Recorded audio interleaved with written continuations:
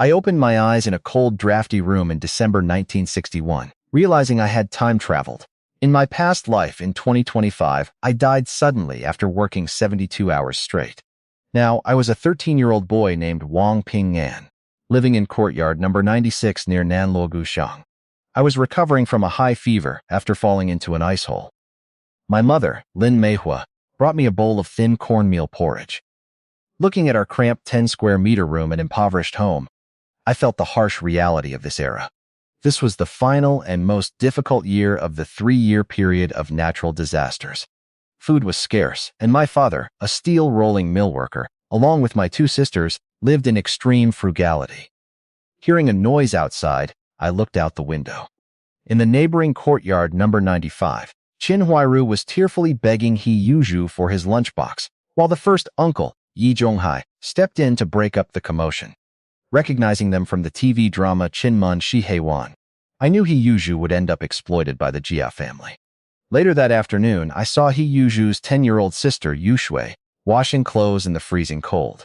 Moved by pity, I gave her half a cornbread. That evening, my father returned home with 2 ounces of brown sugar and half a pound of cornmeal, bringing a small moment of joy to our family. But I knew that if I wanted us to survive and live well, I had to find a way forward. Late at night, a sharp pain struck my head, and a flood of mysterious information entered my mind. An ancient sheepskin book unfolded in my consciousness, granting me a wizard legacy. Following its instructions, I activated the meditation method and unlocked a portable space about 100 meters wide and long. I practiced the mind power technique, successfully hovering an enamel mug in mid-air. I then tried the sweet dew technique, condensing a drop of pure moisture and dropping it into our water jar to nourish my family later. Though exhausted, I looked out at the silent, freezing night with renewed hope.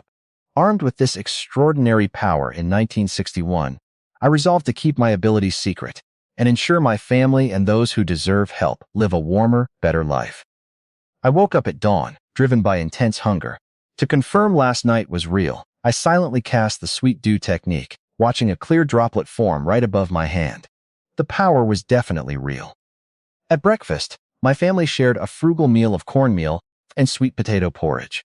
My father gave me half of his hard cornbread to help me recover, while my older sister, Mei Li, secretly gave me a piece of fruit candy she earned from making cardboard boxes.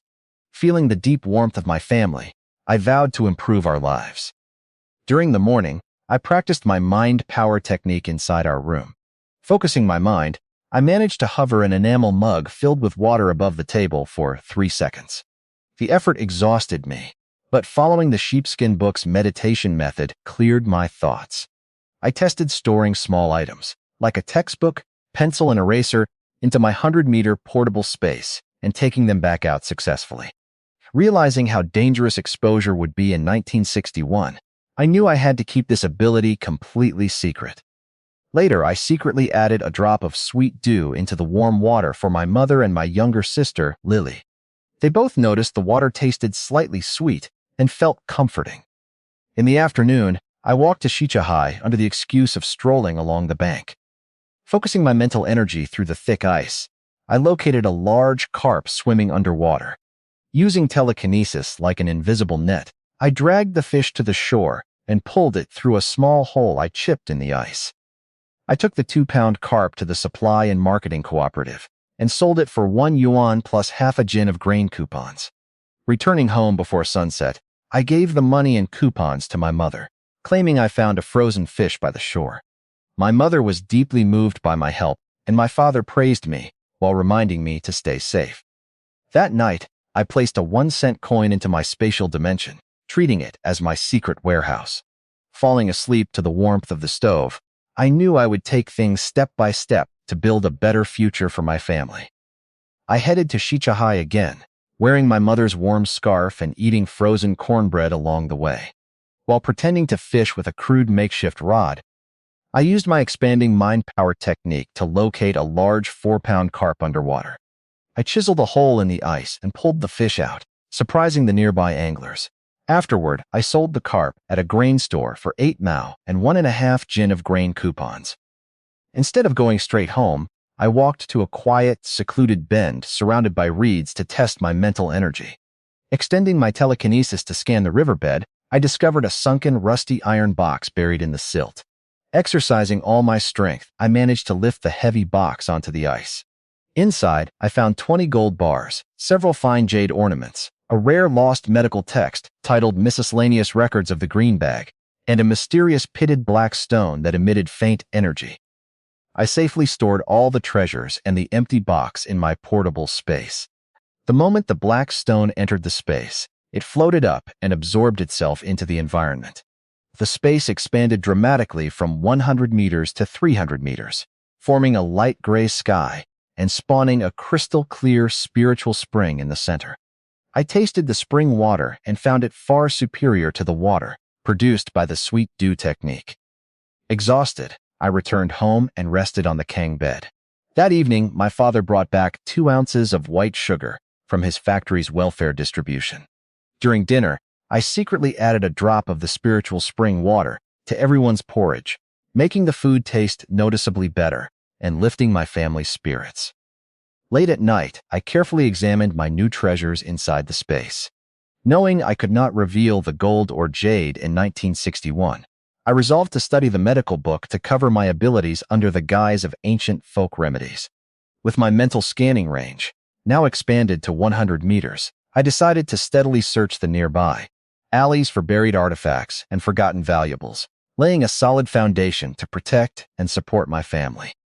Before dawn, I harvested fresh wild vegetables, shepherd's purse, and dandelion leaves from my portable space, where seeds I planted near the spiritual spring had grown rapidly.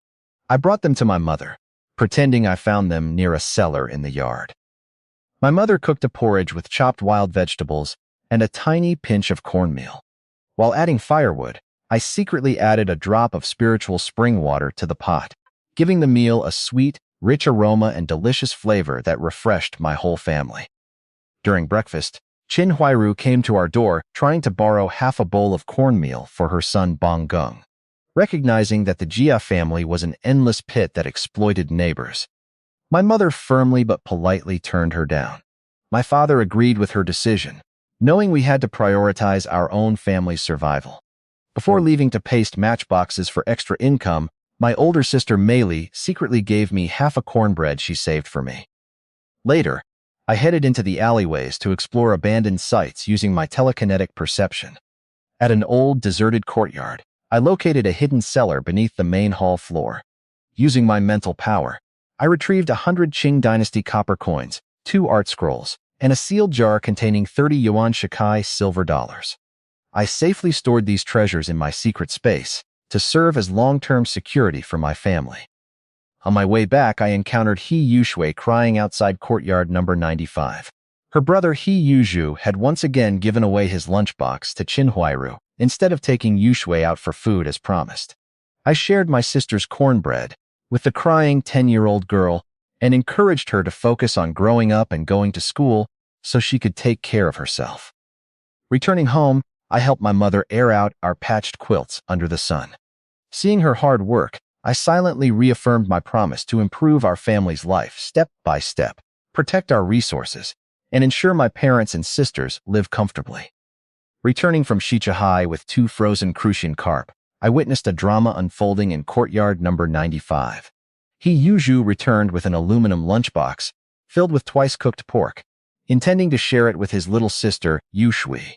However, Chin Huairu intercepted him, tearfully claiming her son Bong Gung was malnourished. Swayed by her pity party, He Yuzhu surrendered the lunchbox, leaving Yushui with nothing. Shu Dama mocked He Yuzhu for giving away his food, leading to a fierce argument between them. First, Uncle Yi Zhonghai intervened, appearing to mediate fairly, but actually using his authority to suppress He Yuzhu under the guise of neighborly harmony. Yi Zhonghai then promised Chin Huairu 2 jin of flour, reinforcing his control over the courtyard dynamics. I saw right through Yi Zhonghai's hypocritical manipulation, knowing how he routinely leveraged social pressure to force He Yuzhu into compliance. I carried the fish home to my mother, who decided to make soup with the larger one and sell the smaller one for salt.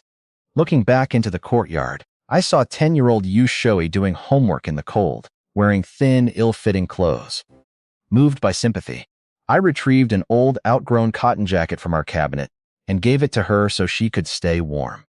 Inside our home, I asked my mother why some people constantly exploit others. She wisely told me that while life forces people into hard situations, one must maintain a conscience. She reminded me to be kind without being weak, helping those who genuinely deserve it while maintaining boundaries. Her advice deeply resonated with me. When my father returned from the factory and my sister Maylee brought home half a pound of soybeans from her work, our family sat down to enjoy the delicious fish soup together. Observing the scheming, moral blackmail, and drama across the wall in courtyard number 95, I felt completely unbothered. My priority is to keep my family safe, fed, and comfortable, while offering quiet help to Yushui whenever I can. At dawn, I slipped out with my crude fishing setup and headed to the frozen Shichahai Lake. Joining the other local anglers, I dropped my line into an ice hole. Using my expanding telekinesis, I scanned underwater and located 2 large carps, one weighing 3 pounds and the other over 4 pounds. I wrapped my mental energy around both fish like invisible hands, dragged them to my fishing hole, and chiseled the opening wider to pull them out. The surrounding fishermen stared in absolute amazement at my impressive catch. Instead of taking the fish home, I carried them to the open-air market near the drum tower. I quickly sold both live carps to a middle-aged worker for 1 yuan and 3 jin of grain coupons. Feeling accomplished, I used 5 cents of my own money to buy 5 fruit candies from an old vendor before heading back. Home before noon, I handed the money and grain coupons over to my mother. She was deeply moved, tearfully praising my capability, though she worried about my safety on the ice. She insisted on giving me 50 cents to keep for myself. During lunch, I secretly added spiritual spring water to our corn porridge as usual. My little sister Lily touched my heart by picking wild vegetables out of her own bowl to share with me. In the afternoon, I helped around the house, using my telekinesis to cleanly split firewood with less physical effort. When my father returned tired from work, I offered him hot wash water laced with a drop of spring water to ease his fatigue. Over dinner, my mother shared the news of my successful fish sale. My father advised me to remain cautious on the ice and quietly ate an extra half bowl of porridge, showing his silent approval. Late that night, I visited my portable space, where cabbage seedlings near the spiritual spring were thriving after being watered. Content with my progress, I planned to return to Shichahai moderately, save more money for white flour dumplings, and continue supporting my family step by step. Early in the morning, I saw my mother struggling to stand up due to severe chronic back pain. Memorizing the acupuncture diagrams for rheumatism from the ancient book Miscellaneous Records of the Green Bag, I decided to treat her. Since we lacked suitable needles, I visited Grandma Zhang next door. Recognizing my sincere intent to help my mother, she lent me a set of silver needles and a small bottle of clinic alcohol for disinfection. Back home, I cleaned the needles with spiritual spring water and sanitized them with alcohol. My mother laid face down on the kang bed, and I carefully inserted the silver needles into key acupoints like Shenshu and Yaoyangguan. As I inserted each needle, I infused a subtle trace of energy from the sweet dew technique into her meridians. Within 15 minutes, my mother felt a warm sensation and total relief from her pain. When my father returned early from work, he was amazed to see my mother moving around freely. I explained that I followed the medical text and received tips from Grandma Zhang. Seeing the positive results, my father quietly approved. The next day, I returned the needles to Grandma Zhang, who praised my quick learning and gave me a handwritten book titled Acupuncture Rhymes to Study. At night, I practiced needle techniques inside my space on a straw figure. Seeing how effective the treatment was, my mother and my older sister Maylee asked me to teach them basic acupoints so they could massage themselves and help neighbors. Gathering around the kerosene lamp after dinner, I taught my family about key acupoints and basic remedies for common ailments like colds and coughs. When my father asked where I got the medical book, I claimed I simply found it. Later that night, I entered my portable space to inspect my growing cabbages and stored treasures, including the silver dollars and Qing Dynasty jade ornaments. Feeling peaceful and reassured, I knew my medical skills would serve as a safe cover to protect my family's health and help our neighbors without drawing unwanted suspicion. After giving my mother another acupuncture session, her back felt much better, and her movements became light and quick. My father brought home half a caddy of soybeans and 2 ounces of vermicelli provided by the factory, bringing joy to our home as we prepared for the upcoming new year. After dinner, as my family gathered around the kerosene lamp, I realized that while our situation had improved, my father's salary of 30-odd yuan a month still left us far from comfortable. I knew I needed to find a way to secure more resources for our family's future. Using the excuse of taking a walk to digest my food, I went out into the cold December night. Thanks to my progress in the meditation method, my mental energy could now scan up to 30 meters away. I walked to the end of the alley where an abandoned courtyard sat overgrown with weeds. Standing outside the back wall, without touching a single brick or leaving any physical trace, I extended my telekinesis deep into the underground cellar. Inside the dark cellar, I located and collected 137 Qing and Ming Dynasty copper coins, 2 art scrolls, and a heavy pottery jar filled with silver dollars, instantly transferring them all into my portable space. After scanning the area to ensure nothing valuable remained and no traces were left behind, I returned home safely. When my father got back late from a factory training session, he encouraged me to keep studying my medical books diligently, noting that having a useful skill would keep me from going hungry, though I must also focus on my formal schooling. His sincere advice touched me deeply. Late at night, I entered my space to organize my new harvest next to the spiritual spring. I meditated to strengthen my mental control, which now allowed me to manipulate 3 needles at once like an apprentice wizard. Looking around the 300-meter fertile land, where cabbages were thriving and ready for harvest, I planned to plant radishes next. I understood that while these hidden treasures and medical skills provided a strong safety net for the hard times ahead, I needed to proceed step by step. Using my medical knowledge as a cover, gradually improving my family's life, maintaining my studies for the future, and helping neighbors like Yushui whenever appropriate without putting myself at risk. At dawn, I quietly entered my portable space to expand our farming. Using telekinesis like an invisible plow, I tilled new ridges 30 meters from the spiritual spring and planted sweet potatoes, and corn.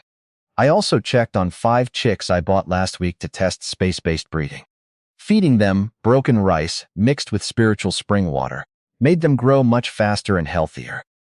Exiting the space, I helped my mother start the stove for breakfast. She mentioned that massaging her acupoints cured her back pain, and that Grandma Zhang praised my helpful attitude. My father left early for factory maintenance, reminding me to keep up with my studies alongside my medical reading. During the morning, I effortlessly completed my primary school winter break homework, thanks to my enhanced memory and logical thinking from the meditation method. When my younger sister Lily asked about Chinese characters, I patiently taught her. I also borrowed high school algebra, physics, and chemistry textbooks from my older sister Meili. I quickly mastered the complex material and even showed her simpler problem-solving steps, surprising her with my intelligence. At lunch, my family enjoyed fresh cabbage I secretly harvested from the space. Afterward, I took a walk through the alley and ran into He Yushui, who was heading to the grain store in thin clothes. Moved by her situation, I gave her a fruit candy and encouraged her.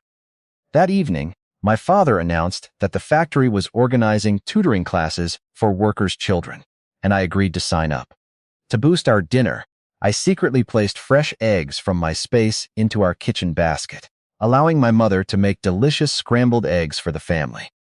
Late at night, I re-entered the space to water the sprouting crops with the sweet dew technique and meditate near the spring. Watching the 300-meter space gradually turn into a thriving small world with crops, animals, and stored goods, I felt immense peace. I fell asleep determined to keep my abilities hidden, study hard, and protect my family step by step. As the festive atmosphere of the Lunar New Year filled the alley, I brought 5 eggs from my space to share with my neighbors. Across the street in courtyard number 95, I found 10-year-old He Yushui picking through frozen, rotten cabbage leaves to make porridge because her brother, He Yuju, gave away his food to Chin Huairu. Heartbroken by her state, I led her to a sheltered corner and gave her 2 fresh eggs to nourish her body. When Yu Shui mentioned she struggled with her schoolwork and that her brother claimed girls only needed basic literacy, I firmly encouraged her to value education. I invited her to my home every afternoon for tutoring and promised to share extra food with her. Deeply moved, she shed tears of gratitude, and I reminded her to keep the eggs hidden so they wouldn't be taken away. That afternoon, Yu Shui brought her exercise book to my room. I patiently walked her through difficult math word problems and encouraged her dream of becoming a school teacher. I also gave her roasted sweet potatoes grown in my space. When she expressed her heartfelt gratitude, I realized how meaningful it was to bring warmth and hope into her neglected life. Later, our courtyard prepared for the new year. Yuju unexpectedly visited my father, gifting us a 2-pound grass carp from his factory allowance to thank me for helping Yu Shui. Seeing Yu Shui shelling peanuts for Chin Huairu with frostbitten hands in the cold yard, I retrieved a tin of clam ointment from my house and secretly handed it to her, reminding her to look after her health. Back home, my younger sister Lily played while my older sister Meili put up red window decorations. My mother fed me a freshly fried meatball to taste test, and my family shared a warm, cheerful moment together. Surrounded by the aromas of holiday cooking and the sounds of laughter, I resolved to keep using my abilities, step by step, to protect my family, support Yu Shui, and build a brighter future for those who deserve it. In my portable space, I successfully practiced the divine berry technique on wild berries, using my mental energy to gather spiritual spring power into the fruit. Eating these plump, sweet berries warmed my body and refreshed my energy. Later, my father invited me to go ice fishing at Shichahai. Using my mental energy underwater like a precision radar, I helped us catch 5 large fish, crucian, grass carp, and carp, over 2 hours without drawing too much attention. I also secretly stored hundreds of kilograms of fish in a newly dug space pond. On the way home, my father decided to keep 1 carp and sell the other 4 at a suburban free market for 3 yuan, 5 jin of grain coupons, and 2 cloth coupons. With my father's permission and the money earned, I took a bus alone to the suburban agricultural technology station. Claiming I wanted to study Chinese medicine, I bought seeds for angelica, astragalus, licorice, isatis root, and ginseng for 52 cents. The kind worker even gave me a planting guide. Tucking the seeds close to my heart, I knew this was a crucial first step toward growing high-quality herbs in my space to support my future studies. Returning home for an abundant dinner of braised carp, fried meatballs, and cabbage stew, my older sister Meili shared that her teacher believed her grades were good enough for high school. My father firmly promised to support her education at all costs, and I assured everyone that I would cover her tuition fees through fishing and collecting herbs. Late at night, I entered my space to sow the new herb seeds in the fertile soil near the spiritual spring. I planned out the layout for farmland, orchards, and pastures across my 300-meter space. Before exiting, I picked fresh cabbage leaves and collected 3 eggs laid by my fast-growing space chickens, placing them quietly in our kitchen basket. Lying back on the Kang bed amidst the comforting sounds of my family, I felt immense peace and satisfaction, ready to build a better future step by step.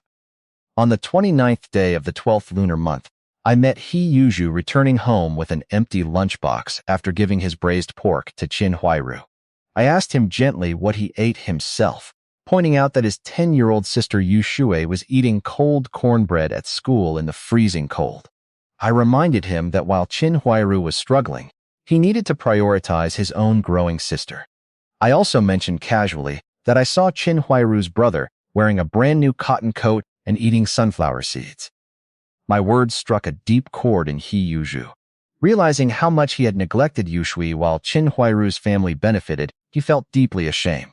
Overcoming his usual soft-heartedness toward Chin Huairu, he gathered his saved money and bought Yu Shui a brand new red plaid cotton jacket, warm cotton shoes, notebooks, and pencils.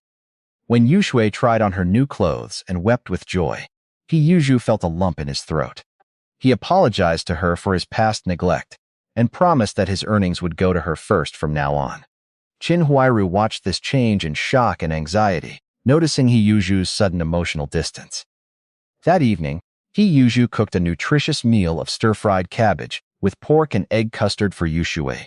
For the first time in years, he realized how fulfilling it was to focus on his sister rather than pleasing others. On New Year's Eve, he woke up early to buy pork belly, chives, eggs, and flour at the market. Together, the siblings happily made fresh chive and egg dumplings. I stopped by his home to bring a bowl of fried meatballs from my mother and praised Yushui's smart new outfit. Before leaving, I reminded He Yuju about the factory chef rank assessment after the new year, encouraging him to focus on his own career advancement.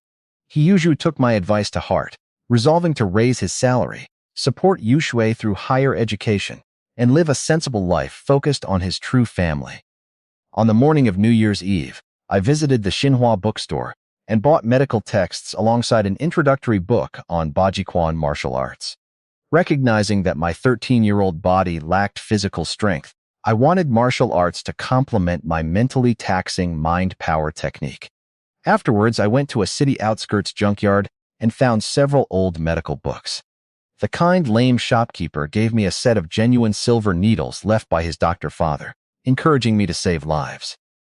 Returning home, I brought fried snacks to Grandpa Zhang, a respected local practitioner of traditional Chinese medicine, asking to learn under his guidance. He tested my knowledge on herbs, diagnosis, and acupuncture techniques. Impressed by my solid foundation and photographic memory, he accepted me as a student and gifted me a handwritten guide on massage techniques. In a quiet alley, I tried practicing the Bajiquan horse stance from the book. Holding the stance was physically exhausting, but taking a sip of spiritual spring water afterward immediately relieved my fatigue and restored my energy.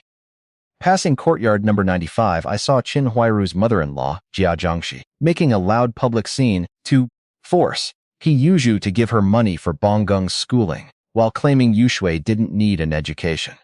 Remembering my earlier advice to prioritize his own sister, He Yuju firmly refused and went inside, ignoring her tantrum. Seeing him successfully set boundaries filled me with relief. Back home, I spent the rest of the day practicing Bajiquan punches and studying medical texts. Combining physical martial training with the meditation method and spiritual spring water allowed my mental energy and physical strength to merge seamlessly. That night, practicing my stance under the bright moonlight, I felt deeply reassured. With my growing medical skills, martial training, spatial resources, and acupuncture, I am building a solid foundation to protect my family and thrive in this era step by step. I was ice fishing at Shichihai, using my mental energy to locate fish underwater, when Shu Damao approached me. Curious about my consistent luck, he offered me candy and asked for my secret, then insisted on swapping fishing spots with me. I readily agreed and moved to the off-center hole he had just carved, letting him sit at my previous spot near the aquatic plants. Once we swapped, I used my telekinesis to silently scare fish away from Shu Damao's hook and guide them toward mine. Over the next hour, I caught several fish, crucian, grass carp, and small carp, while Shu Dam sat in frustration without a single bite, even after changing location 3 times. Flustered and suspicious, he confronted me, but I acted completely innocent. Unable to prove anything, he finally gave up in annoyance. On my way back, I safely stored most of my catch in my spatial pond, keeping only 1 crucian carp to take home. I ran into He Yuju, who warned me about Shu Damao's petty nature and offered his support if I ever needed help. Back home, my mother made delicious fish soup for our family while reminding me to stay away from Shu Damao.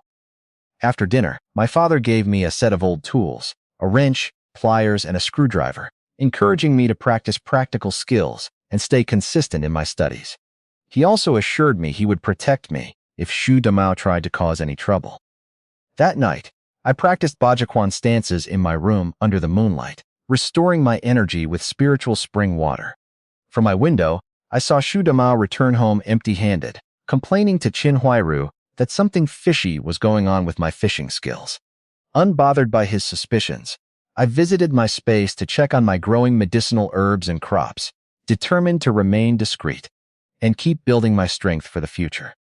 Late at night, as my mental energy expanded to a 30-meter radius, I found myself capable of levitating objects with ease and sensing metal or jade through a subtle resonance.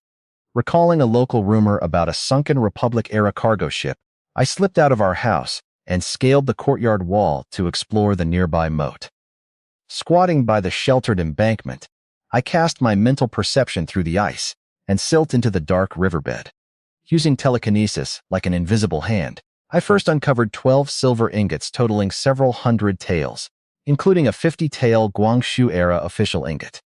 Cleaning them in the water, I safely stashed them in my cloth bag. Scanning deeper into the middle of the river, I made a massive discovery under 5 meters of water and heavy mud: 110-tael gold ingots, neatly stacked in rotten oilcloth, a rotten wooden box containing fine jade bracelets, a white lotus-carved jade pendant, and several gold jewel rings. Additionally, I found an ancient 3-legged bronze incense burner that emitted a strange energy pull. I transferred all these treasures into my portable space. Back in my room before dawn, I ate a divine berry to restore my energy and organized my loot. When I placed the bronze incense burner next to my spiritual spring, the spring water rippled slightly while the verdigris on the burner brightened under my mental energy, proving it held special spiritual properties. At breakfast, my father announced that his factory was issuing New Year's allowances: 2 jin of flour and 1 jin of meat per worker, and asked me to buy soy sauce and cabbage later. During the day, I visited Grandpa Zhang to ask about acupuncture and moxibustion techniques, deepening my medical understanding under his guidance. Later, I walked by the moat, watching locals play on the ice, right above where I had recovered the hidden treasure just hours before. Passing courtyard number 95, I heard Jia Jiangxi scolding Qin Huairu while Shaju quietly cooked at home. Returning to my own warm house, Aunt Zhao from the front yard brought us freshly fried meatballs. Enjoying the simple comfort of hot food and neighborly kindness, I felt deep peace knowing that my hidden treasures remained safely secured in my space for the future. Hearing cries of distress from the front yard, I rushed over to find Grandma Zhang suffering from a severe acute asthma attack. With her husband away and no clinic doctors available, her breathing was labored and her lips turned purple. I quickly took her pulse and directed neighbors to carry her onto the Kang bed inside her home, while her grandson Tai Dan ran to fetch my blue medical bag. Remaining calm, I sterilized my silver needles over a kerosene lamp and performed precise acupuncture on key acupoints like Li4 and Lek. To stabilize her condition, I secretly infused a subtle trace of the sweet dew technique through the needles to ease her respiratory spasms. I then applied moxibustion over her Tanzong acupoint using a smoldering moxa stick. Within minutes, the bitter fragrance of mugwort filled the room, and Grandma Zhang's heavy wheezing subsided into normal, smooth breathing. Neighbors marveled at my impressive acupuncture skills. Back home, my mother asked where I learned such advanced medicine. I explained that I studied medical books diligently and received guidance from Grandpa Zhang. My father advised me to remain cautious, noting that while saving lives was good, keeping a low profile was essential in these uncertain times. Late at night, I entered my portable space to gather lung-nourishing herbs near the spiritual spring. Surprisingly, I noticed a wild sparrow had accidentally slipped into the space through my relaxed consciousness. Gentle mental energy put the bird at ease, and it settled near my newly sprouted ginseng seedlings. The next morning, I delivered the herbal tea mixture and spiritual spring water to Grandma Zhang. Touched by my help, neighbors gathered at her house with eggs, flour, and cabbage to support her recovery, and little Tai Dan secretly gave me a colorful glass marble from his pocket as a token of gratitude. Passing courtyard number 95, He Yuju praised my medical skill while advising me to use my talents wisely and avoid unnecessary trouble. Later, my father mentioned that street officials had praised my actions, reminding me again to stay humble and avoid standing out too much. Visiting the moat that afternoon, I used my mental scanning to observe the riverbed, feeling deeply reassured by my medical skills, spatial abilities, and the genuine warmth of my family and neighbors. While ice fishing alone at Shichahai around dusk, I used my mental energy to explore 3 meters deep into the riverbed silt. I located a fist-sized black stone, with faint dark red veins and transferred it into my portable space. The stone dissolved into pure energy, expanding my space's boundaries and sharpening my perception of environmental elements like soil and water vapor. Deep within my consciousness, the ancient sheepskin book unlocked new knowledge about elemental manipulation. I learned the spirit rain technique, successfully guiding atmospheric water vapor to form a gentle mist that nourished my space's cabbage seedlings. I also mastered spells to turn stone into mud and vice versa. Using these new abilities, I spent half an hour leveling the terrain, forming ridges, and crafting neat paths and ditches inside my space. Additionally, I checked on my thriving flock of over 30 chickens and collected fresh eggs. Returning home after dark, I brought 2 fresh eggs from my space to my mother, claiming I traded small fish for them with a local villager. She carefully stored them to make New Year's dumplings, overjoyed by the small blessing. During dinner, my father shared that working overtime at the factory would earn him extra grain coupons, while my sister Meili proudly mentioned her Chinese composition was praised by her teacher. Surrounded by the warm kerosene light and the quiet, comforting chatter of my family, I felt immense peace. Resting on the Kang bed that night, I drifted off to sleep confident in my steady progress, knowing that my growing spatial abilities and hidden magic would build a secure, prosperous future for my loved ones, step by step. On the morning of the Little New Year, I woke up early and helped my mother sweep frost from the yard. In the front yard, Qin Huairu tried to borrow food coupons from He Yuzhu again, claiming her son Bonggung was sick. For the first time, He Yuzhu firmly turned her down, stating he needed to save his rations for his sister Yushui's upcoming school exams. As He Yuzhu walked out, humming a cheerful tune, first Uncle Yi Zhonghai tried to smooth things over with empty promises of neighborhood support. Observing their interaction, I realized the dynamics in the compound were rapidly shifting. He Yuzhu no longer blindly obeyed Yi Zhonghai, nor did he let Qin Huairu take advantage of his generosity. Later, He Yuzhu returned with groceries bought specifically for Yushui. When Xu Damao mocked him for stopping his food deliveries to the Jia family, He Yuzhu angrily told him to mind his own business and went inside. Meanwhile, Qin Huairu tried asking for salt, but He Yuzhu briefly told her to take it off the windowsill without inviting her in. Sensing his fading control over He Yuzhu, Yi Zhonghai tried to rally second uncle Liu Haizhong to restore his moral authority, but Liu Haizhong remained noncommittal. That evening, I visited my portable space to practice my spirit rain and earth-shaping magic. Watering my ginseng seedlings and leveling soil to build a small water reservoir. Outside, Jia Jiangxi loudly berated Qin Huairu for failing to bring home free food for the new year, creating a chaotic scene in the front yard. While fetching water at the public tap later that night, I ran into He Yuzhu smoking outside. He opened up to me about his frustration, admitting he realized that prioritizing Qin Huairu's son over his own sister's education made no sense, and that her accidental timing whenever he brought home good food was no coincidence. I reassured him that taking care of his own sister was completely right. Feeling relieved, He Yuzhu thanked me and vowed not to let anyone manipulate him again. Returning to my room, I felt confident that our quiet efforts were leading to meaningful changes, and I drifted off to sleep ready for the days ahead. As the new year approached, I saw 10-year-old He Yushui foraging for frozen cabbage stalks in the alley. A heartbreaking sight that pushed me to take action. Knowing that first Uncle Yi Zhonghai had been embezzling the monthly child support remittances sent by He Yushui's father, He Deqing, for the past 10 years, I decided to intervene anonymously.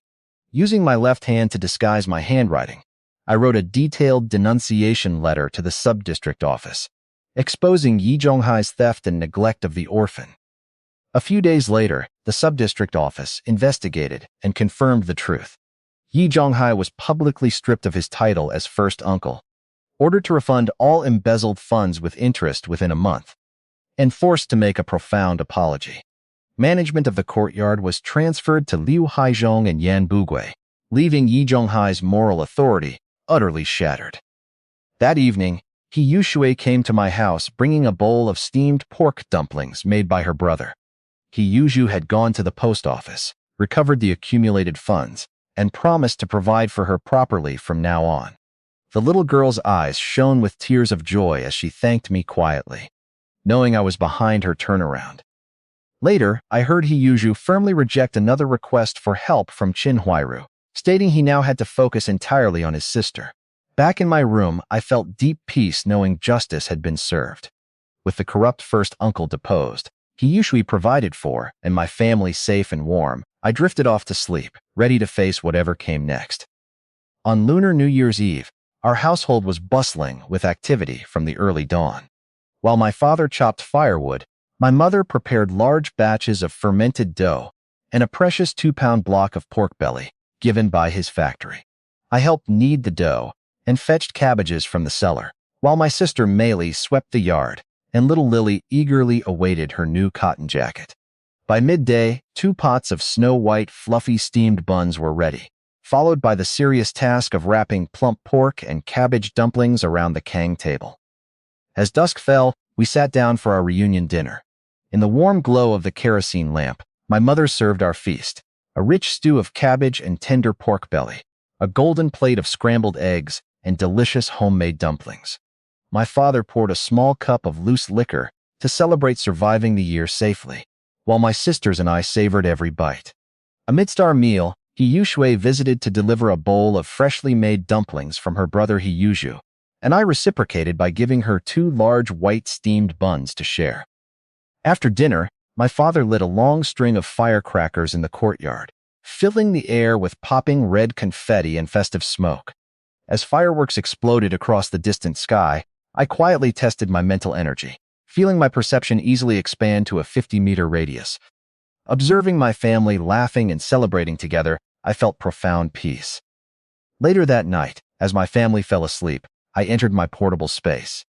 The spiritual spring flowed gently, my medicinal herbs and crops thrived, and the chickens rested quietly. Holding fertile soil in my hands, I knew this secret world was my foundation. As the first rooster of the new year crowed outside, I drifted into a peaceful sleep, certain that our lives would only grow better and brighter.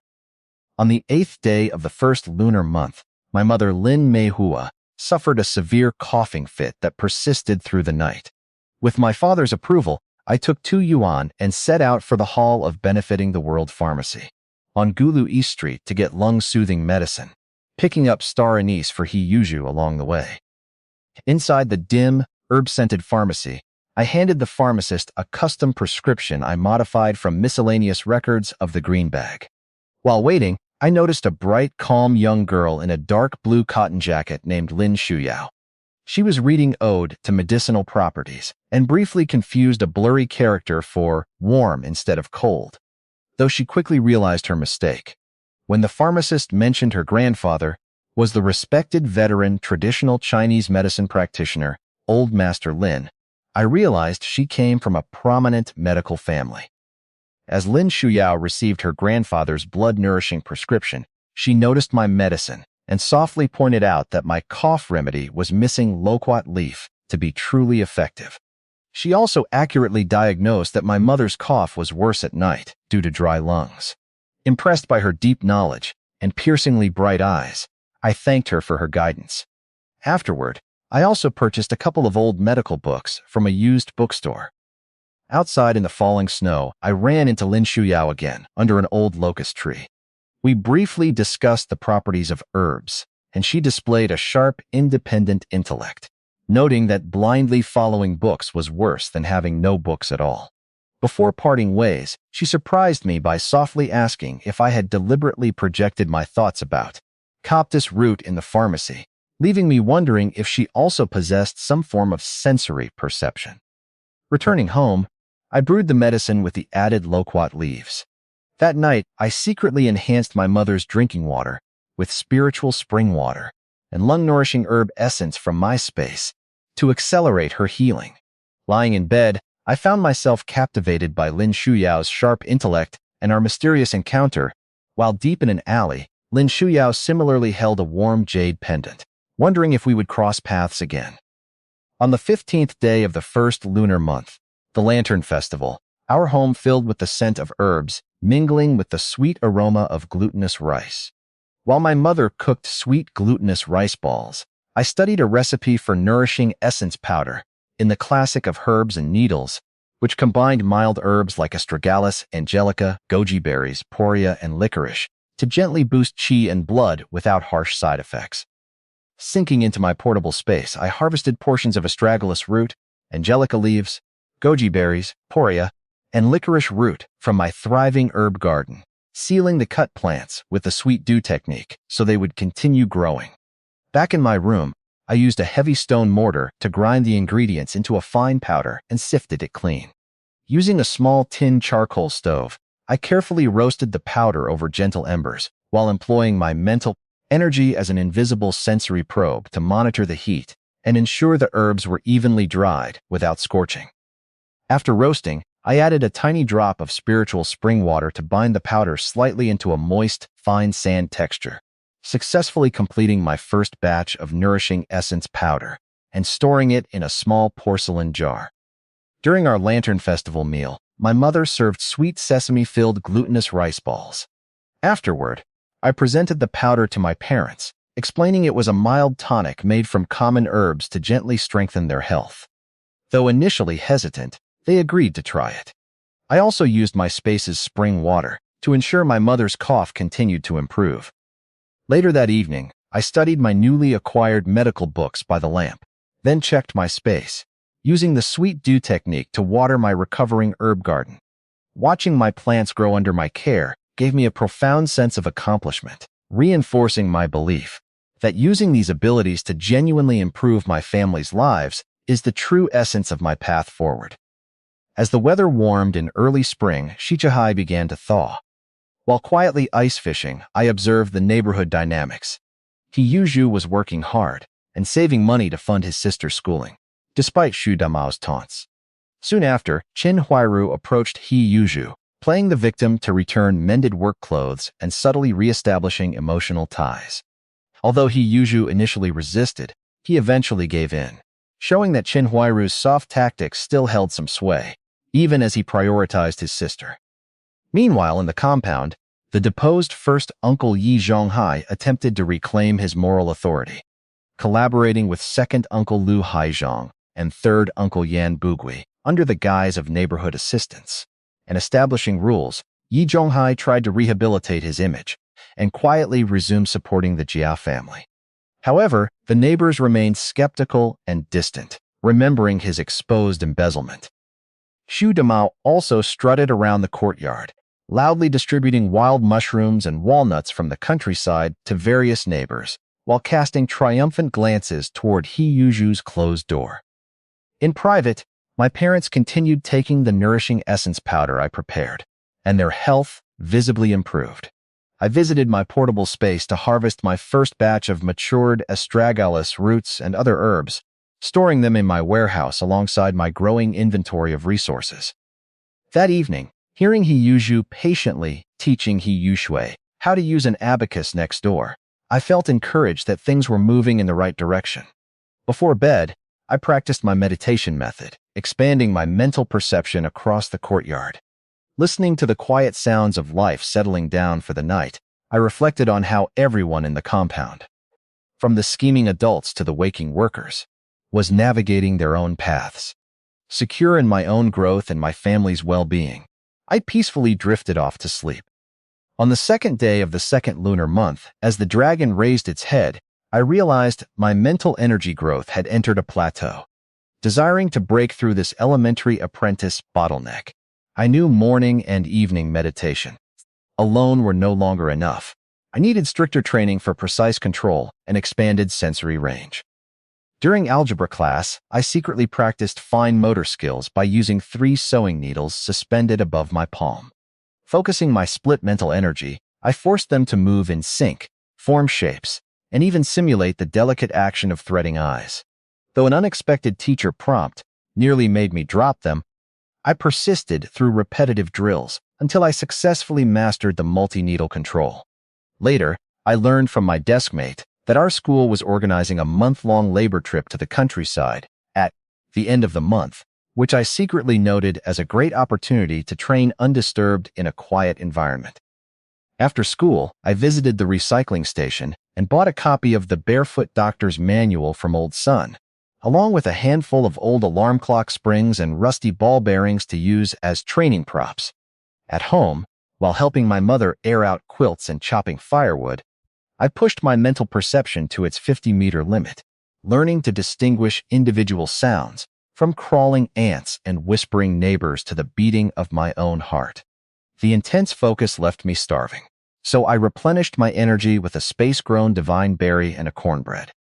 Late that night, I practiced scanning for metal and jade objects within the compound, accidentally sensing a hidden wooden box containing a jade rouille and silver coins inside my parents' bedroom cabinet. Pushing my mental energy further down, I probed over 3 meters underground and vaguely detected several buried jars before a sharp headache forced me to withdraw. Finally, I spent hours compressing and releasing the small metal springs I collected, refining my mental agility until I could manipulate 5 springs simultaneously. As dawn broke, I stepped out into the courtyard, my mental net fully expanded and my senses clearer than ever. Though the path ahead required patient accumulation, I knew I was steadily growing stronger. In early March, as the spring breeze warmed Shichahai Lake, I began systematically planning my treasure hunts by dividing Beijing into a 9-part grid and prioritizing locations like riverbeds, abandoned courtyards, and old sites. Drawing on a notebook of past discoveries, I marked my first target, a dilapidated, abandoned church in the West City. 3 nights later, on a dark, windy night, I slipped out and quietly approached the eerie, crumbling church. Spreading my mental energy like a net, I confirmed the place was completely deserted. Inside, I searched the dusty floorboards until my perception locked onto a regular square space sealed beneath flagstones in the southeast corner. Using my telekinesis to turn a rusted mechanism, I slid the heavy stone slab open to reveal a dark underground entrance. Climbing down the wooden ladder, I discovered a 20-square-meter brick-lined basement filled with 10 pinewood crates, 3 tall metal cabinets, scattered tools, and a small rosewood box. Opening the first crate revealed 50 palm-sized, thick gold bricks, 10 crates totaling 500 gold bricks. The metal cabinets contained an extraordinary collection of foreign medical, mechanical, and engineering books, ancient Chinese medical texts, local gazetteers, and hand-drawn topographic maps. Inside the rosewood box, I found 3 parchment scrolls, 2 bluish-white jade slips, and 10 glowing, energy-emitting mineral ores. Using my mind power technique, I steadily transferred all the gold bricks, cabinets, books, and boxes into my spatial storage within 20 minutes. Afterward, I resealed the hidden entrance with the stone slab, kicked dust over the cracks to conceal any traces, and returned home unnoticed. Later, in the quiet of my portable space, I reviewed the immense hall. While the gold provided generational wealth, the foreign and ancient books, sheepskin maps, and spiritual ores represented true, priceless knowledge. Organizing everything neatly near the spiritual spring, I felt completely calm and grounded. Knowing this monumental secret must remain strictly hidden, I closed my eyes and fell asleep as dawn broke, ready to resume my ordinary life as a young boy in the alley. At the end of March, a sudden cold snap arrived, accompanied by unexpected visitors from the sub-district office. Early in the morning, 2 officers knocked on doors across our alley, investigating reports of families having extra income. When they questioned my parents, my father calmly explained his salary, my mother's odd jobs, and my habit of fishing in Shichahai to supplement our diet with food coupons and supplies. I presented my shabby fishing gear, medical books, and old acupuncture needles for inspection. Neighbors like Aunt Zhao and Grandma Zhang stepped in to vouch for my honesty and medical helpfulness. Ultimately, the officers concluded that my fishing was an admirable display of self-reliance, though they cautioned us to keep a low profile and be careful with our medical practices. Despite their reassuring conclusion, the visit was a clear warning that someone had reported us. Over lunch, my father analyzed the situation, reminding us that we were being watched. We agreed to adjust our strategy. I would fish less frequently, diversify where I sold fish, handle my medical treatments more discreetly, and practice even greater caution during my nighttime treasure hunting. Later that evening, He stopped by to check on us over a drink. He confirmed that someone in the neighborhood had indeed complained about our family eating fish too often, advising me to stay alert against envious people. After he left, my father gave me wise advice, noting that hiding one's talents is safer than showing them off in these times. That night, lying awake under the pale moonlight, I reflected on the realities of living in the 1960s. While this investigation proved that my past actions had attracted unwanted attention, it did not deter me. Instead, it taught me the vital importance of low-profile caution and strategic patience. Running my meditation method to calm my mind, I resolved to continue protecting and providing for my family, but with far greater care and discretion moving forward. Around the time of Qingming Festival, I cultivated a third vegetable garden inside my portable space, sowing tomato, cucumber, and green beans alongside my existing plots of cabbage, radishes, potatoes, and sweet potatoes. Using my mental energy, I cast the spirit rain spell to nourish the newly planted seeds with spiritual spring water. Outside the garden, my breeding area thrived with over 30 energetic chickens laying regular eggs, 2 pregnant rabbits, and 2 small black piglets provided by He from factory scraps. I also constructed a semi-underground storage cave, using my earth-shaping spells to securely store grains, dried goods, miscellaneous salvage, and my hidden vaults of gold, silver, jade, and ancient books. Through persistent research and practice, I achieved advanced spatial control, splitting the space's time flow rate. 5 times faster for precious medicinal herbs, 3 times faster for crops and livestock, and synchronized with reality for the residential zone. This self-sustaining ecosystem consistently produced fresh eggs, vegetables, and herbs. Back in reality, our family's meals noticeably improved. Scrambled eggs and fresh vegetables became regular additions to our dinner table. During a family meal, my father announced he was planning to apply for a level 5 performance evaluation next month, which would increase his salary by 5 yuan, though it would require some social navigation. I quietly resolved to help subsidize his efforts through my fishing and herb gathering. After dinner, as my parents rested and my sisters studied, I spent time reading my medical books by the window. Satisfied with the harmony and security of my life, I checked on my space one last time before sleeping, feeling deeply at peace as our family's future steadily grew brighter. In early April, during a spring drizzle, I visited the Dongxi Red Brick Library to borrow medical books. While trying to reach the classic of acupuncture and moxibustion on the top shelf, Lin Shuyao reached it first and handed it to me. We sat diagonally across from each other to read. Soon after, she approached me with a passage about the application of cinnamon twig decoction in Treatise on Cold Damage, asking for my interpretation of a seemingly contradictory statement regarding the addition and removal of peony root.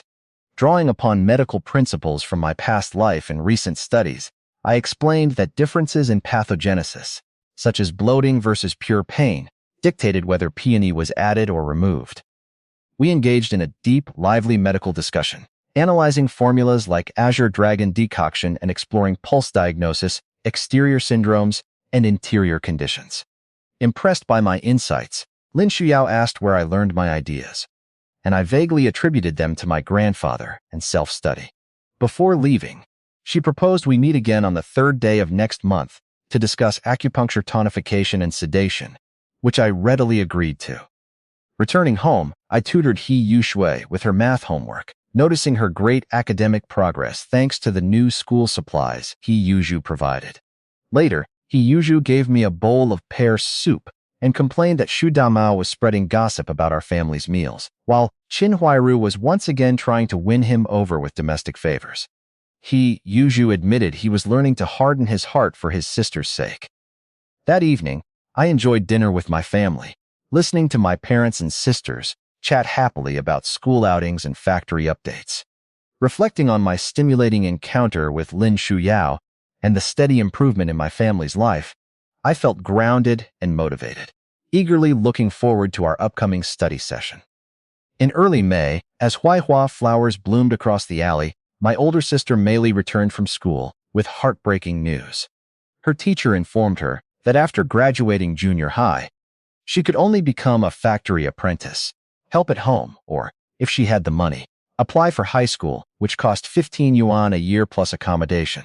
Desperate to continue her education, but knowing our family's poverty, Meili quietly gave up on her dreams. Refusing to let her future be cut short, I brought out a mid-Qing dynasty white jade pendant I had recovered from the moat. Claiming a fellow fisherman used it to pay for fish, I asked my father to exchange it for cash. He sold it to an antique dealer, through a friend for 75 yuan, giving us enough capital to cover Meili's 3 years of schooling. Later, through my father's friend's brother-in-law at the Education Bureau, we successfully secured an official auditing qualification for Meili, which halved her tuition and accommodation fees. That night, when my father handed Meili the official auditing approval paper, she broke down in tears of joy, and our family celebrated with a rich dinner of cabbage stew, with sliced meat, scrambled eggs, and white steamed buns. Later in my room, Meili visited me with boiled eggs. She tearfully admitted she knew the jade pendant didn't come from a fisherman, expressing deep gratitude for my sacrifices and vowing to work hard so she could support our family in the future. That night in my portable space, I reflected on my sister's changed destiny. No longer swept away by the hardships of the era, she would finish high school, attend university, and become a teacher. Knowing this was only the first step in lifting our family out of hardship, I felt a deep sense of peace and determination to keep building our brighter future. By the end of August, autumn had arrived, and the old jujube tree in our courtyard was heavily laden with fruit. Picking sweet dates and listening to my family's steady chatter, I reflected on how drastically our lives had improved over the past 6 months. Scrambled eggs, fresh vegetables, and occasional meat were now regular additions to our dinner table. My sister Meili was thriving in high school, my father was up for a promotion to a 5th-grade worker, and my mother's chronic cough had vanished, largely thanks to the secret spirit spring water and nourishing essence powder I provided. In the quiet of my portable space, everything flourished. My scanning range had steadily expanded to 80 meters, and my mastery over spells like the Sweet Dew technique, mind power, and spirit rain allowed me to cultivate a self-sustaining ecological paradise. The time flow rates were precisely calibrated, 5 times faster for medicinal herbs, 3 times faster for crops and livestock, and synchronized for the residential zone. My warehouse was fully stocked with grains, herbs, and immense hidden vaults of gold, silver, and ancient texts. Outside in the compound, life continued to shift. Yushu was working hard, saving money, and successfully looking out for his sister Yushui while firmly rebuffing Qin Huiru's emotional appeals.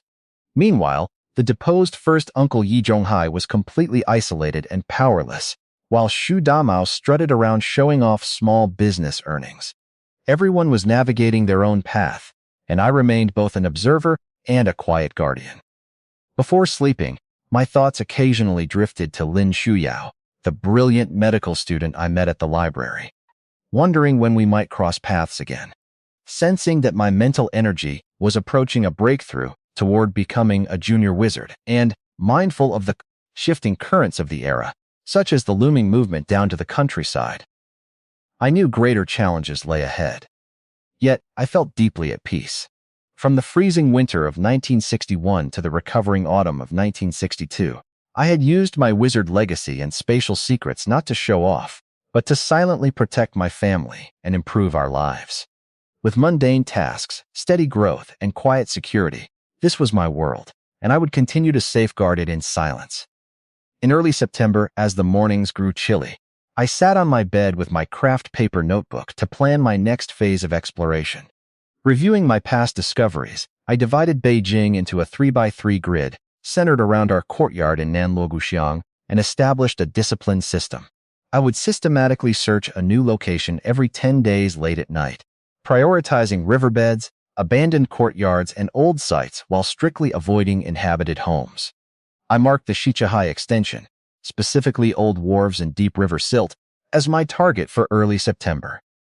3 nights later, under a thin crescent moon, I slipped out to the Shichihai extension. Spreading my mental energy across an 80-meter scanning radius, I systematically swept the area. Near an ancient willow tree, my perception locked onto a small ceramic jar buried deep beneath the roots. Using my telekinesis, I carefully extracted it without disturbing the tree, finding it packed with 50 pristine yuan shikai silver dollars. Continuing my sweep, I uncovered a small iron box beneath a collapsed courtyard wall filled with silver jewelry, a cache of scattered broken silver in a river bend, and an oilcloth bag under a stone slab containing Republic-era stamps and commemorative medals. After safely storing the valuables in my spatial storage and carefully restoring the ground to leave no trace, I finished my scan by 2:30 a.m. The next day, after finishing my homework, I welcomed my older sister Meili home for the weekend. Despite being tired from her boarding school pressure, her eyes shone with academic fulfillment. Later, I ran into Zhu while heading out to fish, and we arranged a joint family meal for the weekend, where he would provide meat and I would bring fish. Passing the middle courtyard, I saw the deposed Yi Zhonghai sitting quietly outside, having lost all his former authority, while Xu Damao offered idle chatter by the alley entrance. At Shichihai, I spent a peaceful afternoon fishing. Using my mental energy to guide a crucian carp to my hook, I easily caught 3 fish for our evening soup. Walking home in the sunset amid rising kitchen smoke, I felt deeply grounded.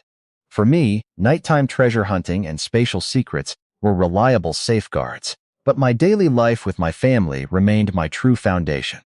In early September, guided by my notebook plan, I went to the Shichihai extension at night to systematically scan the old wharf and collapsed courtyards. Using my mental energy, I extracted a dozen silver fragments, a few dozen legible copper coins from a pile, and an average-quality cracked white jade cigarette holder.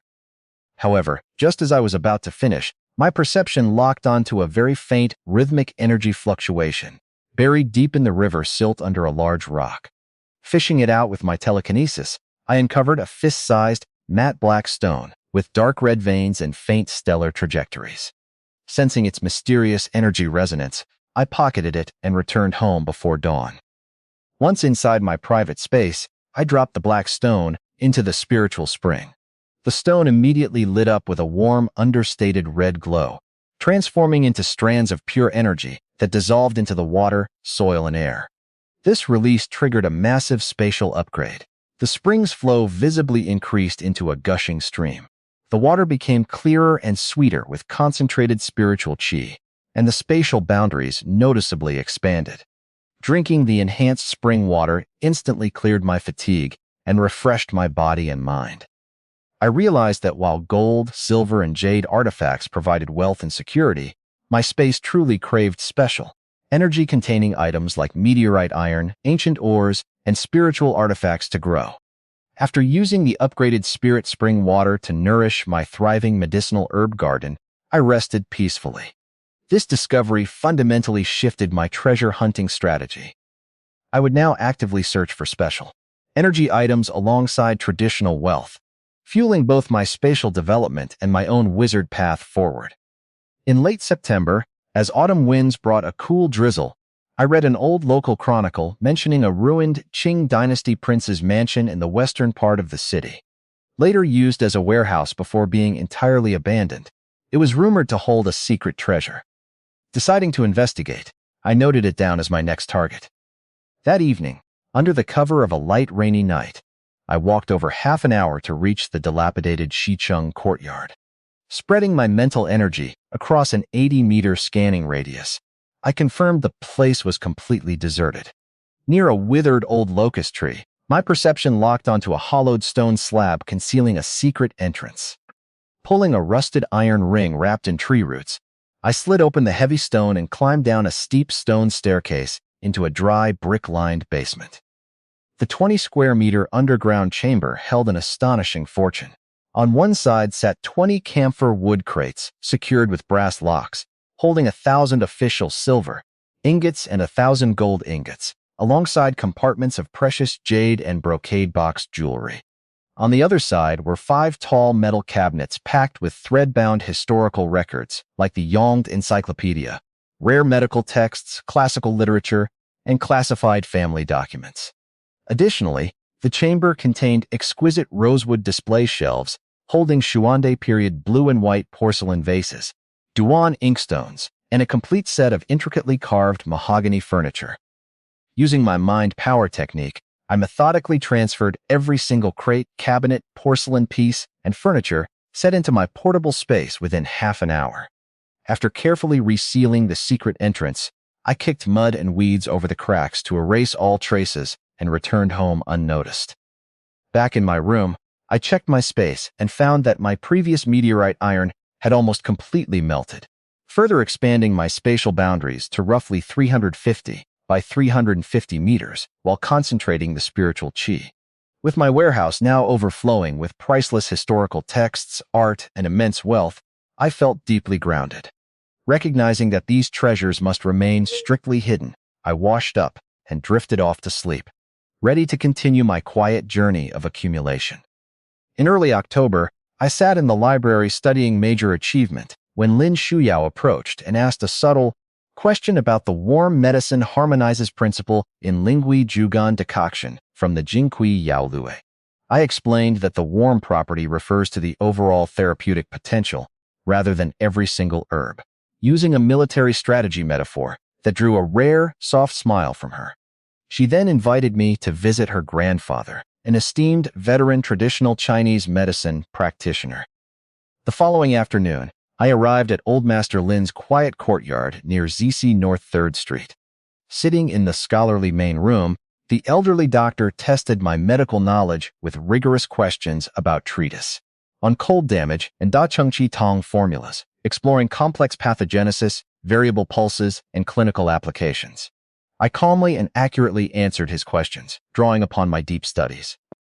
Impressed by my solid foundation and mature understanding, Old Master Lin offered profound advice, emphasizing that medical skill must always be guided by a compassionate heart.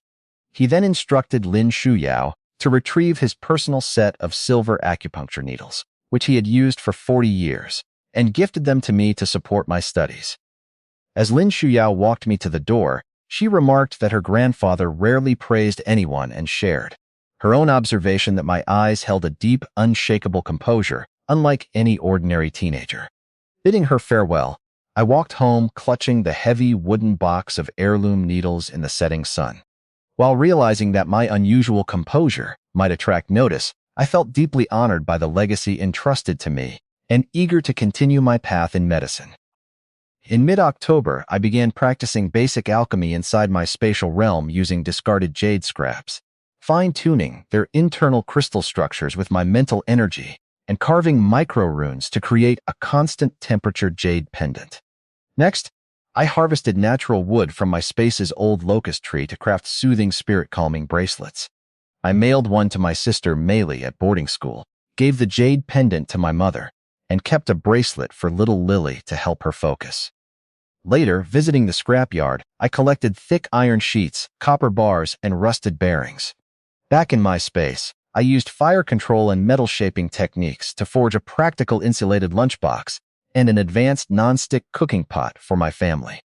I also made a series of small, useful items like a sharp vegetable knife, reinforced sewing needles, and protective jade amulets for my parents and siblings, framing them as simple tokens bought or made by ordinary craftsmen. At our next library meeting, I gifted Lin Shuyao a calming bracelet as a return gift for the acupuncture needles her grandfather had given me. She put it on, visibly comforted by its quiet tranquility. However, she shared that she would miss our next meeting because her grandfather's joint pain was acting up with the cold weather, and she needed to stay home and care for him. When she listed the hard-to-find herbs needed for his treatment, I realized I already grew all of them in my space. That night, I harvested the required medicinal ingredients, including Homolamina occulta and Caulis, Spatholobi, alongside a packet of nourishing powder, and secretly left them at her doorstep in ZC North 3rd Alley.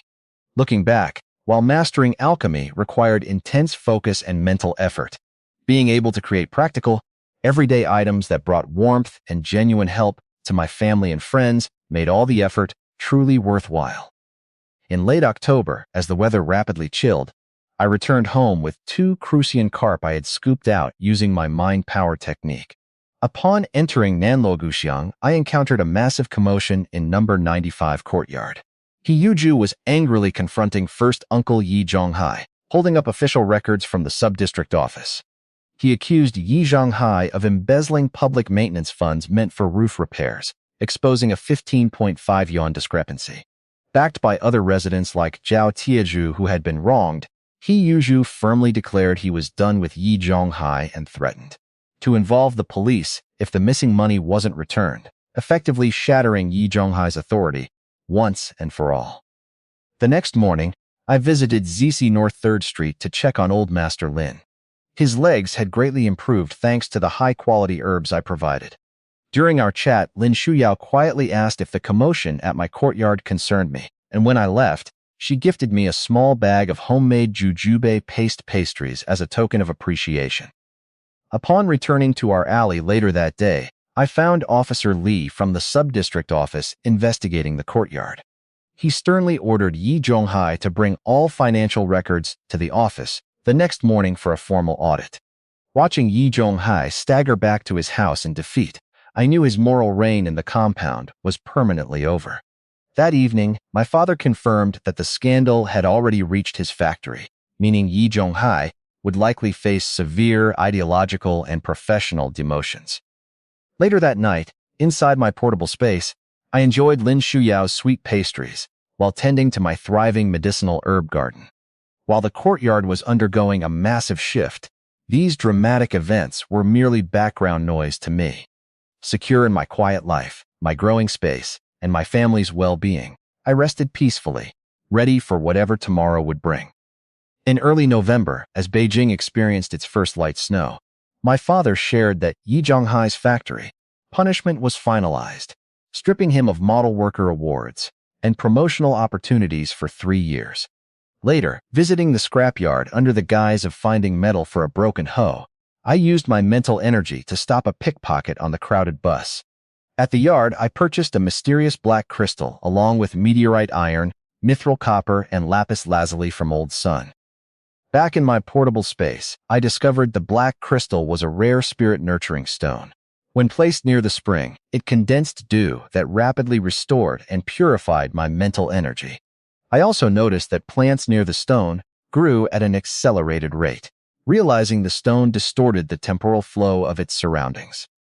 Integrating the spirit-nurturing stone, meteorite iron, mithril, and lapis lazuli into my space triggered a massive evolution.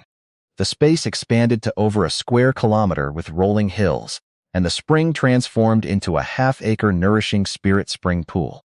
This upgrade established 3 distinct time flow zones: a spirit medicine zone running at 5 times normal speed, a breeding area at double speed, and a residential area synchronized at normal speed.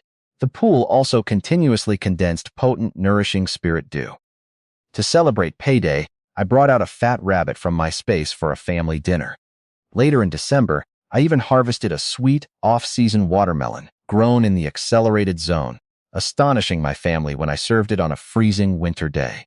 Finally, I built a sturdy 3-room stone house inside the space, setting up my desk, books, and heirloom silver needles as my permanent personal base. With my upgraded sanctuary and time flow zones, my plans for the future could now move forward smoothly. In mid-November, after a light snowfall, Grandpa Zhao in our front yard slipped while shoveling snow and severely injured his lower back. With the clinic doctor an hour away and Grandpa Zhao in agonizing pain, I stepped forward and used my heirloom silver needles combined with the sweet dew technique to relieve his lumbar vertebra misalignment. Shortly after, Dr. Liu from the neighborhood clinic arrived and praised my precise acupuncture, which quickly launched my reputation as a skilled young healer throughout the alleys. Following this incident, neighbors frequently came to me with minor ailments like insomnia and winter coughs. I treated them using safe, mild remedies and ingredients from my portable space, strictly refusing money to maintain our neighborhood's trust. My father expressed cautious support, advising me to stay humble and stick to minor ailments. Recognizing my growing talent, Dr. Liu invited me to volunteer at the neighborhood clinic on Saturday afternoons. During my first shift, I successfully treated a female factory worker's sprained wrist using acupuncture, earning Dr. Liu's deep respect. He agreed to let me assist regularly and promised to teach me more medical knowledge, blending Chinese and Western practices. That evening, I utilized the accelerated time flow in my spatial realm to harvest high-grade medicinal herbs, and successfully brewed a batch of black jade bone-mending ointment for bruises and sprains. Working by the oil lamp in my space's stone house study, I recorded my medical insights, feeling deeply fulfilled. Stepping out into the quiet night, I knew that walking this steady path of healing was the right choice to build a stable and meaningful life. At the end of November, I braved the freezing cold to practice my mental energy exploration along the moat outside Dongximen. Extending my perception deep into the icy river water, I discovered a row of 10 heavy iron crates buried 3 meters deep in the riverbed's silt. Realizing the immense value of this hidden cache, I planned a late-night retrieval operation. That night at 11, wrapped in thick winter clothes and armed with my mental energy and divine berries for stamina, I returned to the riverbank. Pushing my limits to the absolute edge, I used my mind power technique to sequentially lift all 10 heavy Republic-era HSBC cargo crates out of the silt and through a melted ice hole directly into my spatial storage, before meticulously smoothing out all traces on the ice. Exhausted by the immense mental strain, I rested until the next day before opening the crates inside my space. The first 6 boxes were packed with 600 pure gold bars from 1947, weighing a massive 180 kilograms. The 7th box contained pristine jade artifacts, while the 8th held exceptionally well-preserved ancient historical and medical texts.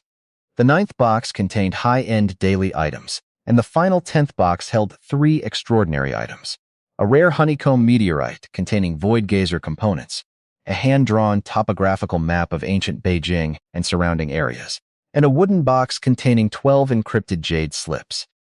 Recognizing the immense danger of exposing such wealth in this era, I calmly categorized and stored the treasures in different areas of my space. I used my alchemy skills to reshape 2 gold bars into unrecognizable forms for emergency family use while keeping the rest hidden away. Organizing the ancient books for study and placing the mysterious jade slips in my stone house study, I felt completely secure. With my wealth, knowledge, and abilities securely established, I knew my family and I were well prepared for whatever the future might bring. In the bitter cold of the 12th lunar month, I learned that Old Master Lin was being transferred away from his pharmacy to a remote clinic in a rural location. With her parents away, Lin Shuyao faced the daunting task of relocating him and safeguarding her family's precious ancestral medical books amid strict street investigations. Recognizing her desperate predicament, I agreed to help her hide the materials. The following night, I met her at the back door of the Hall of Benefiting the World. Using my mind power technique, I silently lifted 3 heavy camphor wood chests filled with medical books and manuscripts, loading them onto a cart I fetched from my space. Before parting, she entrusted me with a cloth bag containing a handwritten volume of her grandfather's clinical insights, collection of Lin's effective prescriptions, fearing they might otherwise be lost. Once I brought the boxes home, I carefully transferred them into my portable space. Organizing the treasure trove, I placed the classic and specialized medical books on my newly built bookshelves, while sorting through boxes of sealed herbal powders, clinical notebooks, and heirloom silver needles. Reading through her grandfather's lifetime of meticulous case studies and compassionate medical notes, I deeply grasped the immense weight of the trust she had placed in me.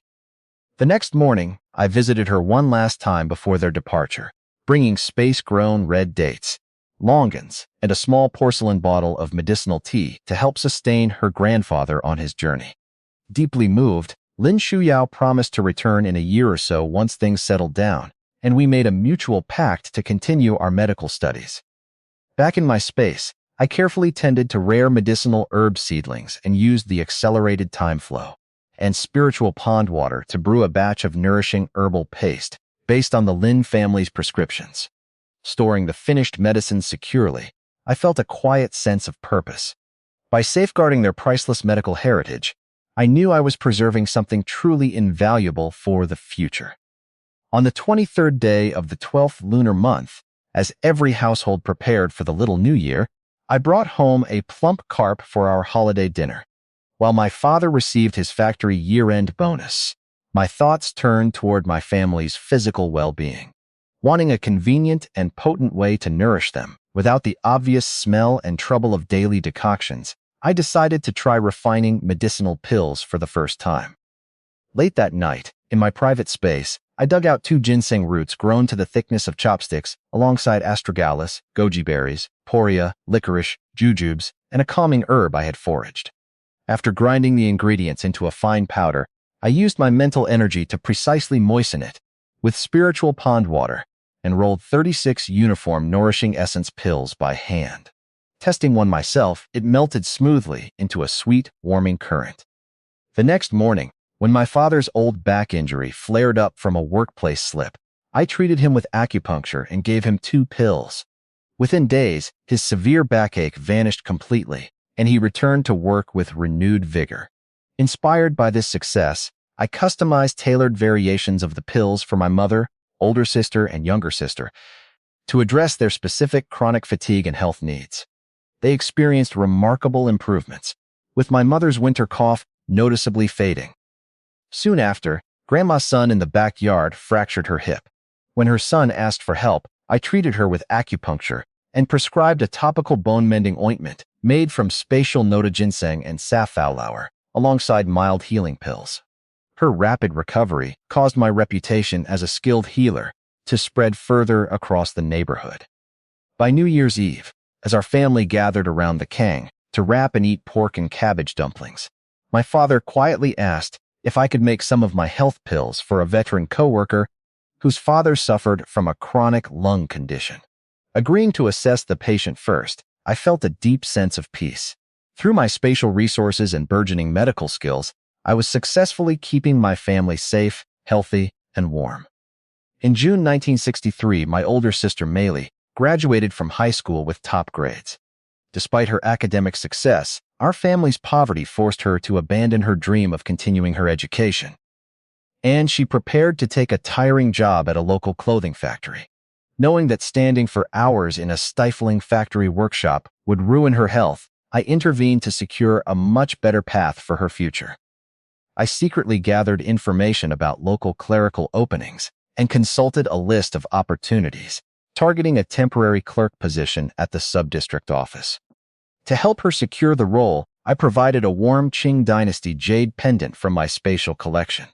My father invited Uncle Li and his son Li Jigang, a clerk at the sub-district office, over for a modest home-cooked meal, subtly gifting the jade to Li's mother. Impressed by Maylee's neat handwriting and abacus skills, during the subsequent written exam and interview, Li Jigang helped her pass. 5 days later, the official notification arrived. Maylee was accepted as a sub-district office clerk on a 3-month probation, earning 15 yuan a month. That evening, our family joyfully celebrated her success with a dinner of noodles and poached eggs. My sister tearfully promised to use her first paycheck to buy shoes for our younger sister Lily and a fountain pen for me. Later that night, in my private space, I felt a deep sense of relief. By helping Maylee avoid a grueling factory life and securing a stable desk job, I had successfully changed her trajectory. As I returned to studying my medical texts under the oil lamp, I knew I would continue using my secret abilities and knowledge to protect and elevate everyone I loved. In late December, just days before the Lunar New Year, my spatial realm underwent a massive spontaneous upgrade, triggered by the continuous accumulation of rare ores and meteorite fragments. With a deep rumbling sound, the space rapidly expanded into nearly a square kilometer, featuring rolling hills, gentle slopes, and a natural basin centered around the upgraded nourishing Spirit Spring Pool. Following this expansion, I reorganized the realm into distinct functional zones with partitioned time flow rates. A high-speed spirit medicine zone running at 10 times normal speed, a breeding area running at triple speed, and a residential area synchronized at normal speed.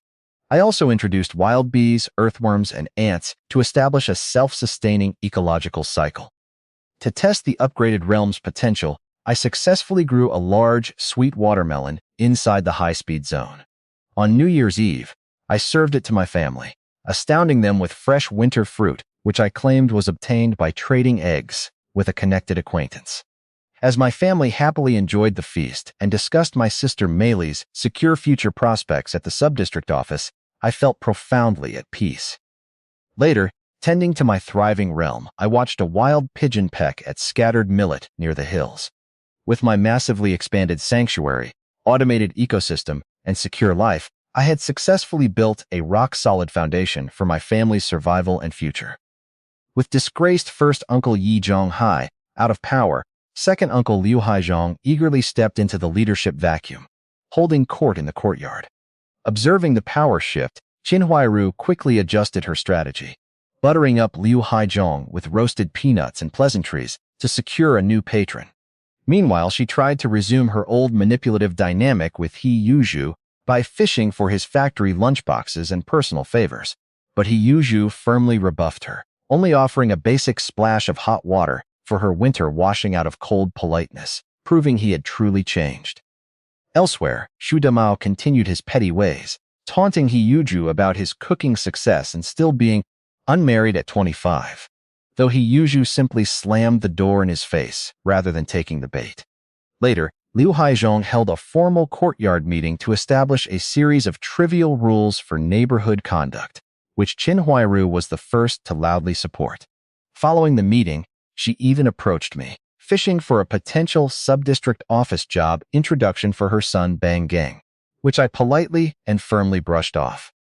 Watching these undercurrents from my doorstep, I realized that while the courtyard's cast of characters was constantly shifting, with Liu Haizhong flexing his newfound authority and Qin Huairu seamlessly latching onto him, their petty dramas had little to do with me.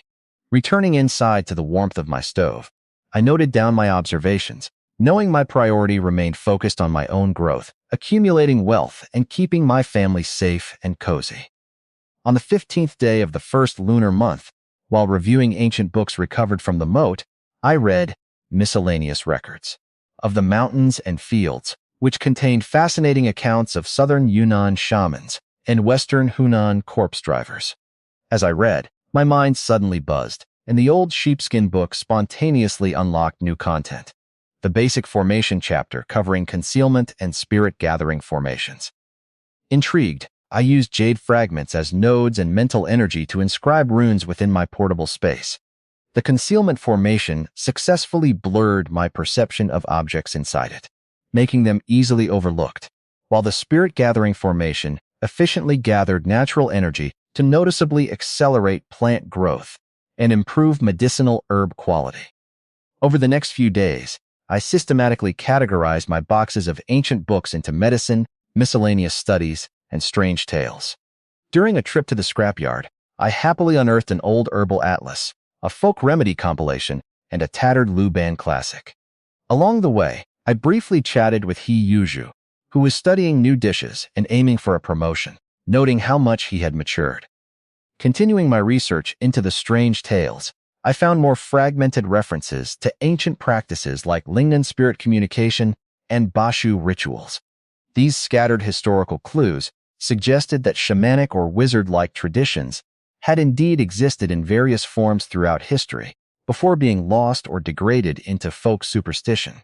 With my sheepskin book, space, and newly learned formations, I realized I possessed a genuine, functioning legacy. Rather than seeking mythical ascension, I resolved to use these powers practically to protect my family and secure a peaceful life in this turbulent era. Late at night on the 23rd day of the first lunar month, I was tidying up my medicine cabinet when someone softly knocked out Lin Shuyao's code. Opening the door, I found her standing outside with red, swollen eyes, holding a crumpled letter from her father. Her grandfather's lung disease had severely relapsed in the countryside, causing him to cough blood through the night without proper medical care or medicine. Seeing her deep distress and helplessness, I brought her inside, slipped into my room, and entered my portable space to gather vital supplies. I selected a plump, high-grade wild ginseng root, grown from my space, fresh packets of lung-nourishing herbs like fritillaria and astragalus, 3 porcelain bottles filled with healing spiritual pond water, and a packet of my homemade nourishing essence pills, infused with soothing herbs. When I handed her the cloth bag, Lin Shuyao was stunned by the precious wild ginseng and choked back tears, deeply overwhelmed by my generosity. I offered her a warm bowl of brown sugar water to calm her nerves, provided detailed dietary therapy recipes for her grandfather's condition, and advised her on the early morning bus journey. As she tearfully prepared to leave, she remarked that I possessed a remarkable steady maturity unlike any ordinary 15-year-old. After seeing her off at the alley gate, I returned inside, feeling a quiet resolve. Later, inside my space, I dedicated a special plot of land to cultivate lung-nourishing herbs and studied advanced ancient medical texts for future reference. Knowing Lin Shuyao would be away for at least a month, I also planned to use the early spring to check off the remaining unexplored locations marked on my treasure map. On the 25th day of the first lunar month at dawn, I told my family I was heading to Shishan for a walk, but instead, I made my way to the abandoned brick kiln in the western suburbs to check off the final location on my treasure map. Positioning myself nearby, I used my mental energy across a 100-meter radius to locate a square underground cellar buried 7 or 8 meters deep. Without wasting time, I activated my mind power technique to silently transfer 10 large iron boxes, 30 wooden crates, and over 20 sacks directly into the open space of my spatial warehouse in under 3 minutes. Returning home before noon, I spent the afternoon cataloging my massive haul inside my space. The first 6 iron boxes contained a staggering 1,801 kilogram pure gold bars, totaling 1,800 kilograms of gold. Subsequent boxes held pristine jade artifacts, over 100 scrolls of calligraphy and paintings, various firearms and ammunition, and heavy industrial metal ingots. The 30 wooden crates were packed with tens of tons of raw metal ingots like copper, tin, and lead, alongside military knives, rare mineral ore specimens, ancient books, and fine porcelain. The remaining sacks contained loose silver dollars, copper coins, and mixed jewelry. After categorizing, cleaning, and organizing everything into different sections of the warehouse, melting down weapons into iron, standardizing gold ingots, and storing camphor wood cabinets of art and books, I stood back and surveyed my fully secured fortunes. With this astronomical wealth safely hidden away, my family's survival and future were unconditionally guaranteed. Concluding my city treasure hunts, I felt deeply at peace, ready to settle down, farm, and live a steady, quiet life in this era. One afternoon after the start of spring, a commotion broke out in our courtyard as Aunt Zhao's young son, Zhu's, fell from a jujube tree and suffered a severely dislocated and swollen elbow. Urged by anxious neighbors to help, I stepped forward to examine him. Realizing it was a painful dislocation without fracture, I decided to test my growing medical knowledge. Using my needle case, I inserted 2 silver needles into his Kuchi and Shosenli acupoints, while subtly channeling a faint trace of my sweet dew technique to instantly numb the local nerves and stop his crying. With the pain gone, I applied my mind power technique to precisely guide the misaligned bones back into place, completing the reduction with a crisp click. To everyone's astonishment, Zhuzi immediately flexed and rotated his arm, fully healed and pain-free. This successful bone-setting feat quickly cemented my reputation throughout the surrounding alleys as a skilled young healer. Neighbors frequently sought me out for sprains, strains, and joint pain, while I continued offering safe, practical treatments. Refusing money and sharing gifted food with struggling families, also dedicated myself to thoroughly studying traditional bone-setting manuals like a compendium of traumatology.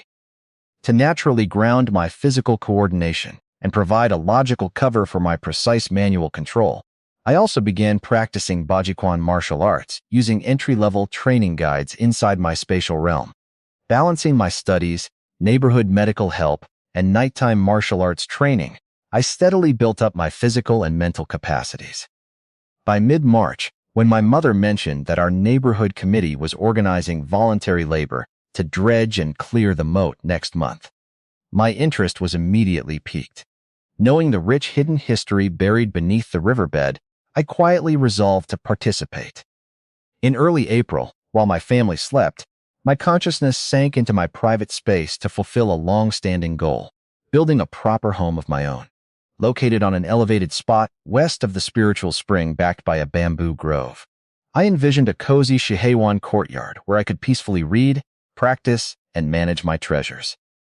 Using my mental energy, I leveled the ground and methodically processed timbers, including a prized piece, of golden Nanmu wood for the main beam, entirely through mortise and tenon joints without using nails.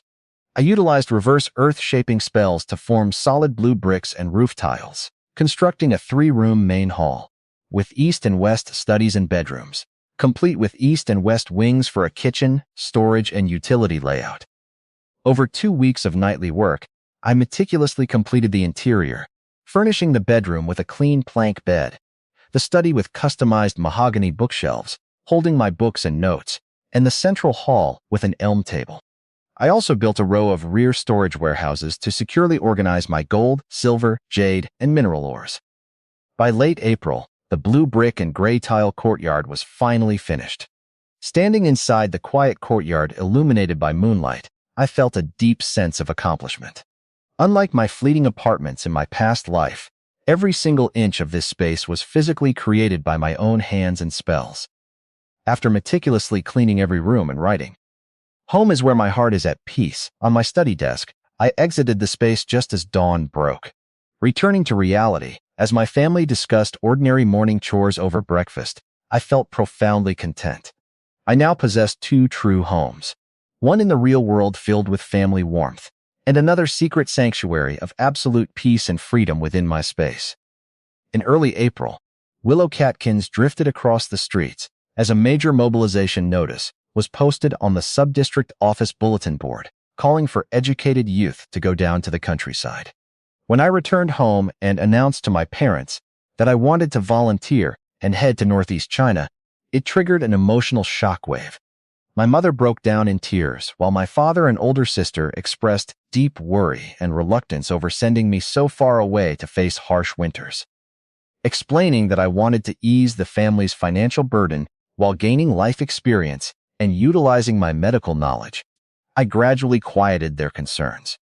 Recognizing my determination, my father ultimately gave his blessing with a quiet warning to remain cautious and resilient, while my older sister tearfully handed me her hard-earned savings of 5 yuan and food coupons to help me on my journey.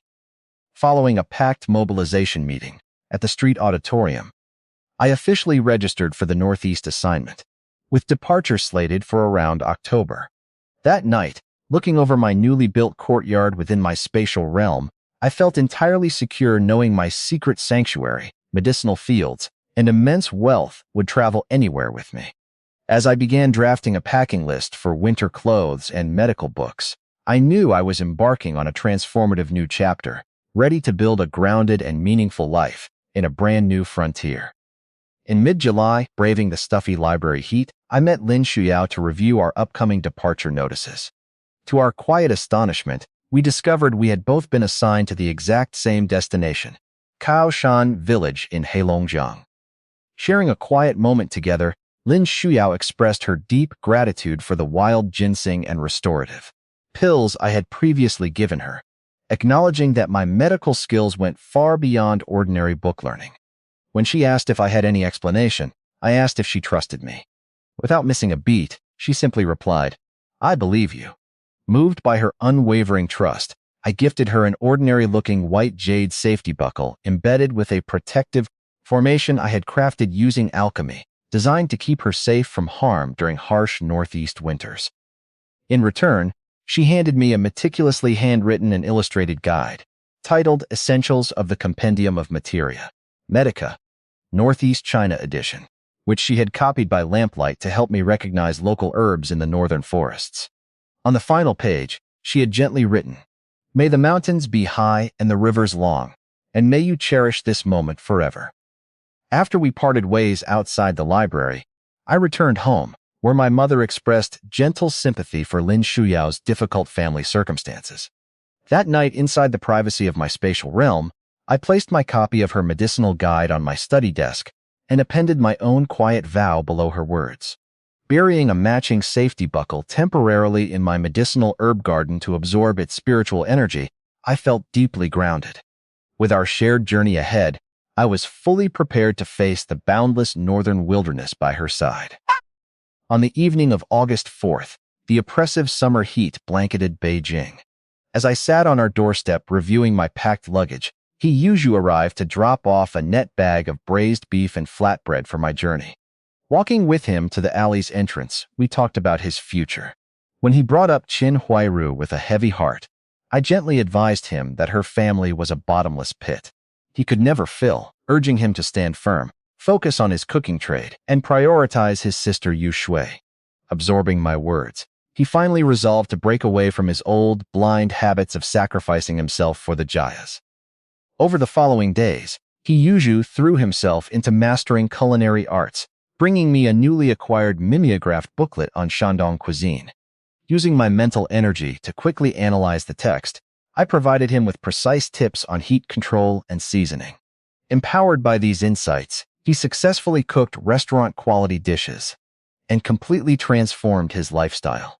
When Chin Huairu came knocking for food subsidies and financial help as usual, he firmly rebuffed her to save money for Yu Shui's tuition, proving he had truly changed. On the night of August 4th, my mother tearfully stuffed extra supplies, fried noodles, and insoles into my canvas bag. Late that evening, I retreated into my spatial realm for one last check. Standing in my cozy courtyard surrounded by my thriving medicinal herbs, stocked bookshelves, and peaceful spring, I felt deeply prepared. As dawn broke and a rooster crowed outside, I opened my eyes in reality. With everything packed and my family's warm love accompanying me, I was ready to step out and begin my brand new chapter in the northern frontier. In early September, waking up before dawn, I quietly discussed my plan to visit the black market for agricultural supplies and seeds ahead of my upcoming departure to the northeast. Understanding the practical needs, my mother lovingly handed me her hidden emergency stash containing 5 yuan, grain coupons, and 2 worn Republic-era silver dollars saved for my older sister's dowry. Navigating the secluded western black market, I met with a seasoned supplier. Posing as an educated youth, purchasing for a reclamation production team, I bought comprehensive seed reserves including potatoes, corn, soybeans, wheat, sorghum, millet, rice, and rare medicinal herb seeds like ginseng and astragalus. I also purchased live livestock, including 20 chicks, 10 ducklings, 2 piglets, and 2 lambs, paying with 15 yuan in cash, grain coupons, and the 2 silver dollars. Returning to a secluded grove, I transferred everything directly into my portable space. Working systematically, I set up a dedicated livestock area, built simple coops and ponds, and cleared 3 large plots of land near the spiritual pond to plant my staple crops, medicinal herbs, and pasture. Using my alchemy skills, I reinforced my farm tools to make them rust-resistant and exceptionally durable. I also upgraded my winter clothes, shoes, and hats by reinforcing them with tanned animal furs for extreme warmth against northern winters, and stocked up on essential cooking seasonings and homemade medicines. Back in reality, my mother believed I had only bought ordinary rapeseed.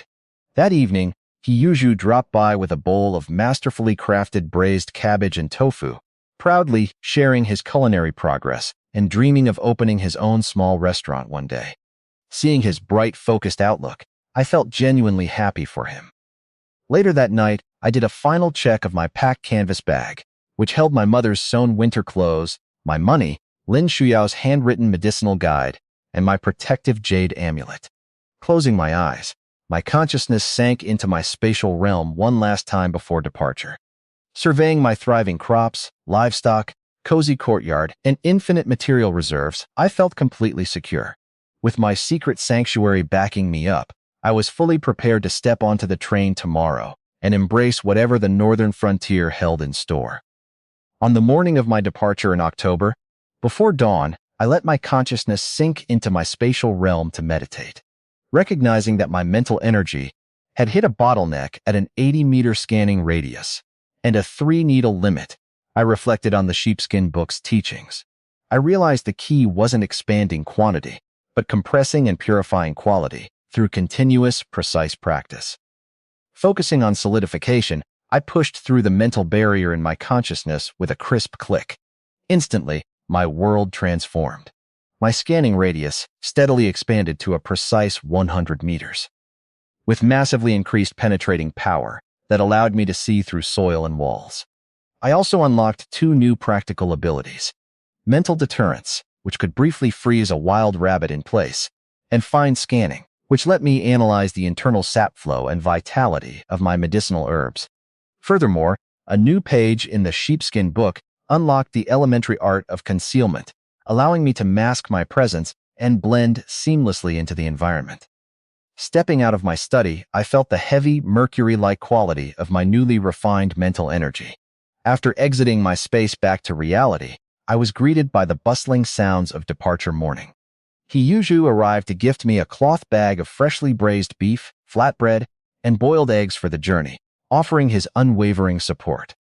As my family and I finally stepped out into the alley, I swept my 100-meter mental energy across the neighborhood one last time, taking in the familiar sights of Aunt Zhao, our neighbors, and the street breakfast stalls. Though I was leaving behind the courtyard where I had grown and lived for 2 lifetimes, I felt completely at peace. With my upgraded sanctuary, enhanced mental abilities, and boundless material preparations, I was more than ready to step onto the train and embrace my brand new chapter. Early on the morning of my departure, a borrowed cart stood parked beneath the old locust tree at our alley entrance.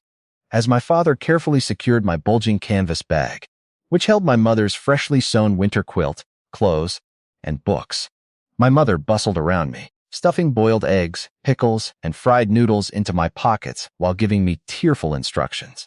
My father silently slipped a thick, frayed envelope filled with family savings and ration coupons into my inner pocket, telling me that a traveler always needs extra money. My older sister, Meili, tearfully handed me a brand new notebook and a hero fountain pen to record my journeys, while my younger sister, Lili, broke down sobbing, refusing to let me go. I comforted her, promising to return for the new year with pine nuts from the northeast.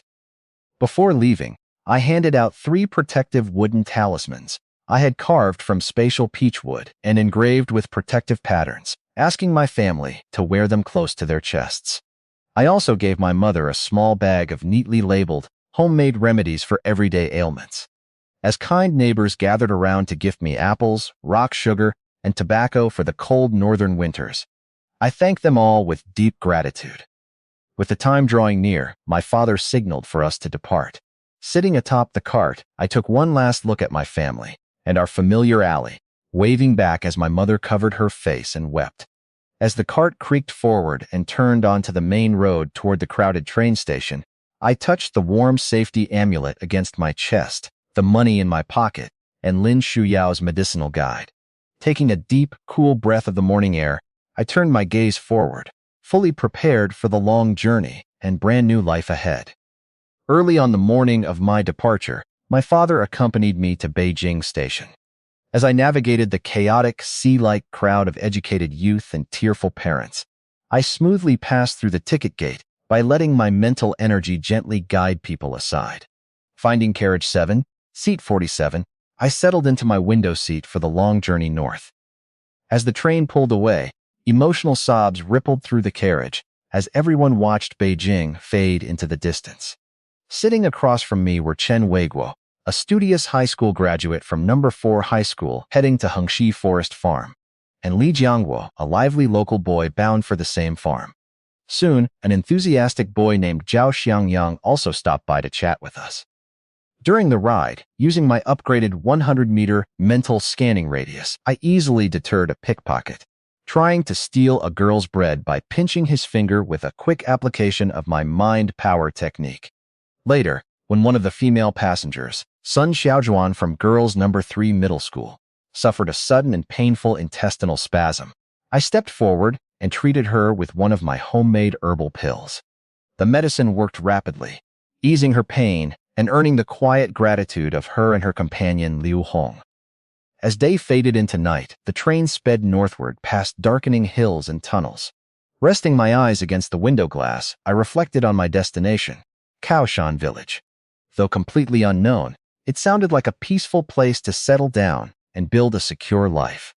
With my spatial realm, refined mental abilities, and family's warm love accompanying me, I watched the reflection of the dark night outside, fully ready for whatever lay ahead.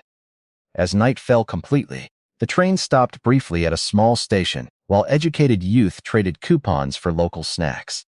Inside our carriage, my mental energy maintained a steady vigil over everyone, including Sun Ergo, who was loudly bragging about his hunting skills. A few hours later, my mental radar detected a thin, drab-looking man silently targeting a sleeping girl's cloth bag near the front. Using my mind power technique, I subtly tripped him up and yanked the girl's bag down. The sudden stumble caused the thief to drop a stolen woman's watch and wallet from his own pockets, exposing him instantly. The carriage erupted in outrage, and nearby youth grabbed him and hauled him away to the train police. Though everyone was puzzled by how the thief tripped, Lin Shuyao, sitting several rows away, glanced toward my direction. Sensing the familiar, comforting, energetic ripple she remembered from when I gave her the jade pendant. Shortly after the commotion died down, Lin Shuyao stood up and walked down the aisle carrying an enamel mug. Spotting an empty seat next to me, after Li Jiangguo shifted his attention to the window, she asked to sit with me, noting that it was too crowded on the other side. As she settled down, we spoke softly about our journeys and families. She shared that her grandfather's health had improved, and he had entrusted the pharmacy to neighbors, though she still felt a bit homesick. In response, I offered her one of the remaining boiled eggs my mother had packed, which she peeled and ate slowly. She also brought up the modified Pingwei herbal powder I had given Sun Xiaojuan earlier, noting her grandfather's praise for its sophisticated formulation. We sat quietly together as the train rumbled deep into the dark northern night, flashing past distant village lights and mountain outlines. Expressing a quiet hope that we would be assigned to the same production group upon arrival. She leaned back and closed her eyes. Feeling the steady, reassuring warmth of her safety buckle matching my own, I knew that despite the long, uncertain road ahead to Kaoshan village, neither of us would walk this journey alone. As dawn broke, our train stopped at Fengtai Station in Hebei. While others woke up and stretched, I slipped into my spatial realm during the night to tend to my medicinal fields, chickens, and ducks. Stepping back to reality, I bought warm roasted sweet potatoes from villagers on the platform and shared one with Lin Shuyao, using my old cotton jacket to cushion her hard seat.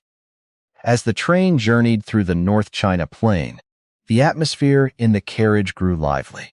After a group sing-along of Ode to the Motherland, the educated youth began sharing their backgrounds. When Liu Hong mentioned how effectively my homemade herbal pills had cured Sun Xiaojuan's stomachache the previous day, the surrounding passengers looked at me with newfound respect and admiration. Around noon, I bought lunchbox meals for Lin Shuyao and myself at a larger station. In the afternoon, as the train wound through mountainous terrain, we caught breathtaking glimpses of the ancient Great Wall, snaking along the ridges at Gubeku. By evening, a fine, refreshing drizzle began to fall, blanketing the mountains in lush greenery. When evening turned to night, the train finally slowed down and stopped at Shanhaiguan Station, brightly lit in the rain. Crossing this historic pass meant we had officially left North China and entered the vast northeastern frontier. Sitting by the window, watching the bustling platform, I felt a deep sense of calm and readiness. With my spatial realm fully stocked and my mindset steeled, I was more than prepared for the challenges and new life awaiting us ahead. On the third morning, our train finally pulled into Bayon Station amidst a hazy, gray-white autumn chill. Stepping off the platform, we were greeted by the vast, grayish-yellow landscape of the northeastern countryside. While other educated youth shivered in the damp morning air, my peach wood jade pendant radiated a steady, comfortable warmth, shielding me completely from the cold. Organized into groups, we were loaded onto military green liberation trucks and driven over a bumpy dirt road flanked by endless harvested fields and distant mountains. After a 2-hour bumpy ride, we arrived at our destination, Kaoshan Village. The village was a classic northeastern settlement with thatched adobe houses, golden corn stacks, and a clear stream flowing past old willow trees against a backdrop of rolling, forest-covered mountains. A scarred, stern production team leader named Zhao Deju gathered us at the threshing ground. He laid down strict rules regarding safety in the deep forests, the workpoint and grain distribution system, and our temporary 3-person per-room accommodations next to the village office, noting we could build our own houses after the autumn harvest. Assigned to room number 3 with Chen Weiguo and Li Jiangguo, I quickly unpacked my bedding, medicine bag, and personal items, finding the rustic pine beds and tin stove rudimentary but serviceable. Afterward, I stepped outside and ran into Lin Shuyao, who had been assigned to room number 7, and admitted she felt a bit homesick. I handed out some leftover fruit candies to curious local children, and we walked together to draw cold, refreshing water from the village's bluestone well. Standing beside the well, and looking out over the quiet village, nestled against the mountains and black soil, I felt a deep sense of peace. With my warm jade amulet, secret spatial realm, and complete readiness, I knew I was fully prepared to build a stable life and grow on this vast northern frontier. On my first morning in Kaoshan village, I woke up naturally, stepping out into the crisp, frost-touched air to draw fresh well water and wash my face. Shortly after, I ran into Lin Shuyao, and we walked together to the modest mud brick canteen for a simple breakfast of thin cornmeal porridge and hard cornbread.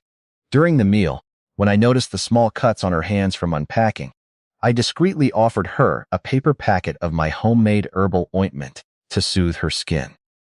Afterward, the production team leader, Old Zhao, led our group of educated youth out to a newly designated wasteland at the east end of the village to learn how to till the soil before the winter freeze. Assigned to work in pairs, I took on the strenuous task of turning over the hard, frost-bound earth with a heavy shovel, while Lin Shuyao walked closely behind to clear away roots and stones. Thanks to my physical conditioning, sweet dew technique nourishment, and the steady warmth radiating from my peach wood jade pendant, I handled the labor with steady endurance. At noon, we rested by a crystal-clear stream, sharing a simple lunch of cornbread and vegetable soup. Sitting quietly by the water, Lin Shuyao and I briefly shared our thoughts, agreeing with her grandfather's philosophy that we must firmly put down roots wherever we go. By evening, we had successfully cleared over half of our assigned plot, earning rare praise from Old Zhao for our deep and thorough tilling. That night, after my roommates collapsed in exhaustion, I retreated into my spatial realm one last time. Standing beside the spiritual pond, I reflected on my entire journey, from my rebirth in the courtyard and awakening my wizard inheritance, to protecting my family, changing He Yuju's fate, breaking through my mental energy bottleneck on the train, and finally arriving here. With my junior wizard powers, immense hidden wealth, and secure sanctuary backing me up, I knew my life's second phase had truly begun. Here on the vast black soil, away from urban petty squabbles, a free, grounded, and boundless future awaited me. On my first night in Kaoshan village, I lay on the warm brick kang in our crowded room, listening to my roommate's rhythmic snoring. To secure my privacy, I quietly placed 3 thin jade formation plates around my bed to establish a concealment and sound-absorbing array. With this invisible boundary active, I could safely access my spatial realm without disturbing anyone.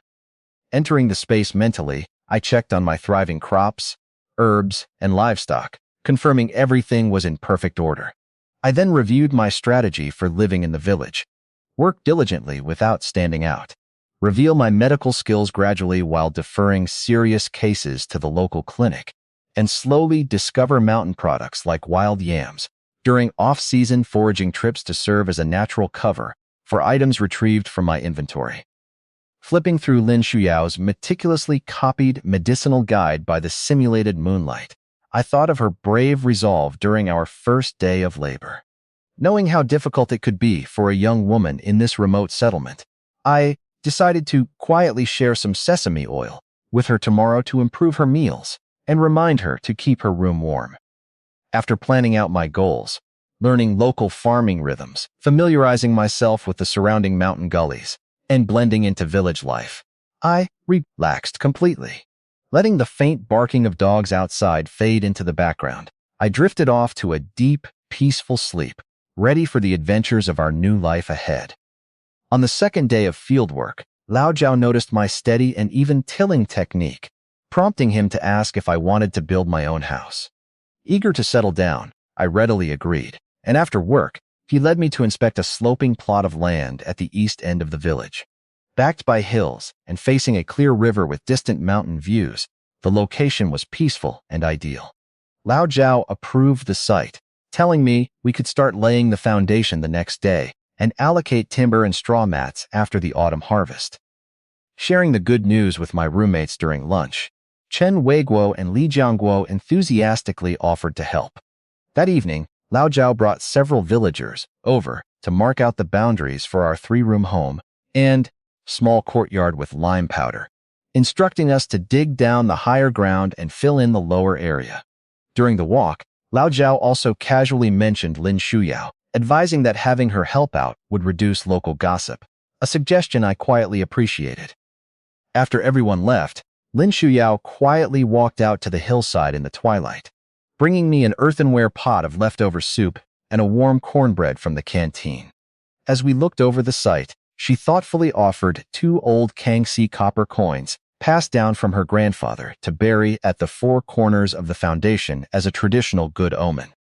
Once she left, I stayed behind to secretly speed up the leveling process using my turn stone into mud and turn mud into stone spells, compressing the soil to a sturdy hardness without arousing suspicion. I also planned to scout for limestone near the back hills to burn our own mortar and bricks. Returning to my spatial realm that night, I drifted off to sleep, visualizing our future blue brick tile house standing firmly on this rich black soil. Rising early with the village roosters, I drew fresh well water and headed to the canteen for breakfast, where I soon ran into Lin Shuyao. After greeting her, I handed her a small paper packet of licorice slices to soothe her throat against the harsh local water. Later, during our morning fieldwork, Old Zhao observed our steady progress while village gossips openly teased us about building a house together, to which Lin Shuyao responded with quiet composure. After work, we walked together to inspect my homestead site at the east end of the village. The leveled foundation was holding up well, and Lin Shuyao carefully pulled 2 heirloom Kangxi copper coins from a cloth bag for us to bury at the southeast and northwest corners as a traditional blessing for peace and safety. Sitting by the edge of the field in the warm afternoon sun, we chatted naturally about our future plans for the house, from planting jujube trees and a vegetable garden to raising chickens and rabbits, sharing a rare, peaceful moment of domestic dreaming. Later, Old Zhao checked in on our progress, approving our upcoming plan to start making adobe bricks before the ground froze and advising us to seek advice from experienced villagers.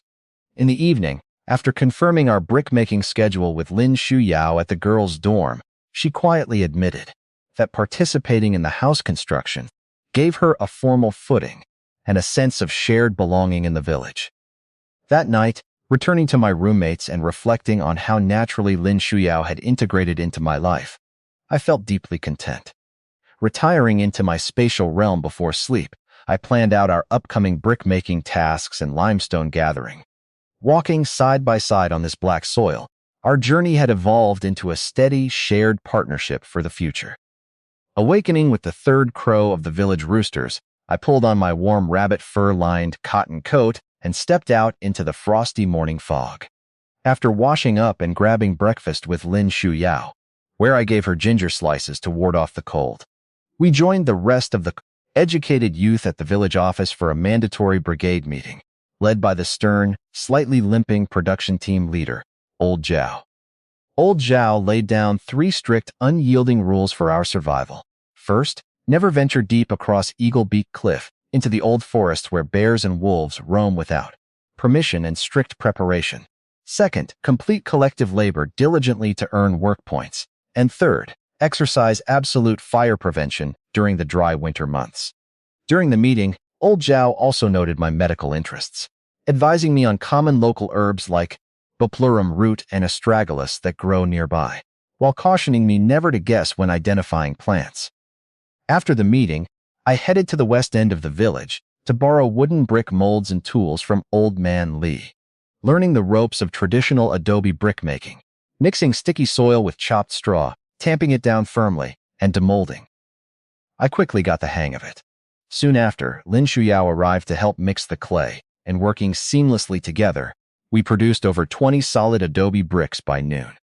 During our break, sitting by the sun-warmed brick piles, Lin Shuyao expressed her nervous fear of the northern wilderness, and I reassured her that I would always accompany her if she needed to go into the mountains. By the end of the afternoon, we had laid out 2 long rows of dried bricks. Walking her back at dusk, we shared a quiet, steady companionship. That night, resting my tired, blistered feet on the kang, I quietly used my sweet dew technique to heal my skin. Retiring into my spatial realm, I checked on my thriving crops and planned my upcoming tasks, including secretly procuring limestone blocks from the back hills to burn our own mortar. Reflecting on old Zhao's old hunting injury, a limp from falling off a cliff years ago, I quietly resolved that when the time was right, I might use my medical skills and spatial herbs to treat him. With our house construction underway and our rhythm established, I drifted off to a peaceful sleep.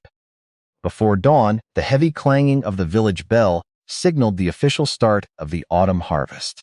Rousing quickly, I joined the other educated youth and villagers outside the village office, where old Zhao gave brisk assignments to get the crops, beans, corn, and sorghum, into the granaries before the winter ground froze. Paired up with Lin Shuyao, our group headed to the west slope under Zhang Yuanchao's guidance to begin harvesting soybeans. After learning the correct cutting technique, we set to work across the vast golden fields.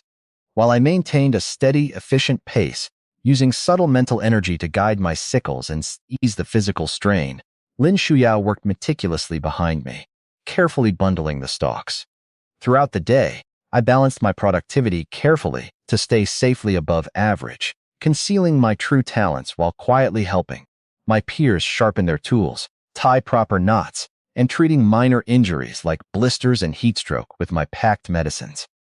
During our field lunch of stewed cabbage, potatoes, and cornbread, I gave Lin Shuyao half my bread and applied my herbal ointment to soothe her blistered fingers. Gazing out over the endless golden fields, we shared a quiet moment, reflecting on the vastness of the northern landscape and our shared determination to put down roots here. By dusk, Zhang Yuanchao whistled the end of our workday, and our group tallied up our output. I had harvested 3 mu and earned 12 work points, while Lin Shuyao earned 10 points for 2.5 mu. Though old Zhao noted that my clean bean stubble looked like that of a seasoned veteran, he simply offered an encouraging pat on the shoulder. Returning to our quarters, I soaked my tired feet and quietly healed my skin using the sweet dew technique. Later, inside my spatial realm, I inspected my thriving crops and livestock before drifting off to a deep, restful sleep, ready for another day in the fields tomorrow. When I woke up and looked out the window, a thick, heavy blanket of goose feather snow had transformed the village into a vast white world, marking the official start of the northern hibernation period. After helping old Zhao shovel the deep snow in our courtyard, I grabbed my basket and machete to head up the mountain for firewood. Along the way, Lin Shuyao joined me, bringing her own basket and axe. Together, we trudged through the deep mountain snow into a sheltered pine forest. While gathering dry branches, I used my mental energy to locate hidden wild vegetables and winter-hardy medicinal herbs. Expertly digging up tender shepherd's purse, buplurum root, and astragalus without damaging their roots, I shared half of our foraged harvest with Lin Shuyao. When she slipped on the snowy path, I instinctively caught her arm, and we walked back hand in hand through the peaceful, snowy landscape. After lunch, I visited our designated educated youth private plot, where our cabbages and radishes were buried under the snow.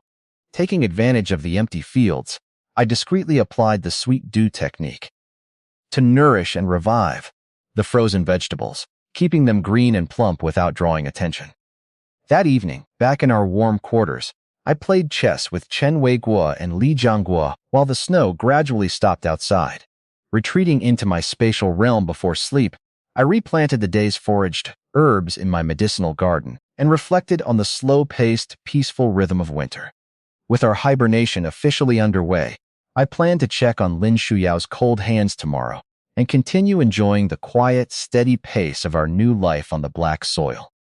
On the 5th day after the heavy snow, despite the bitter cold, I decided to venture deeper into the mountains. As I prepared my gear, Lin Shuyao met me outside, insisting on accompanying me to help identify medicinal herbs.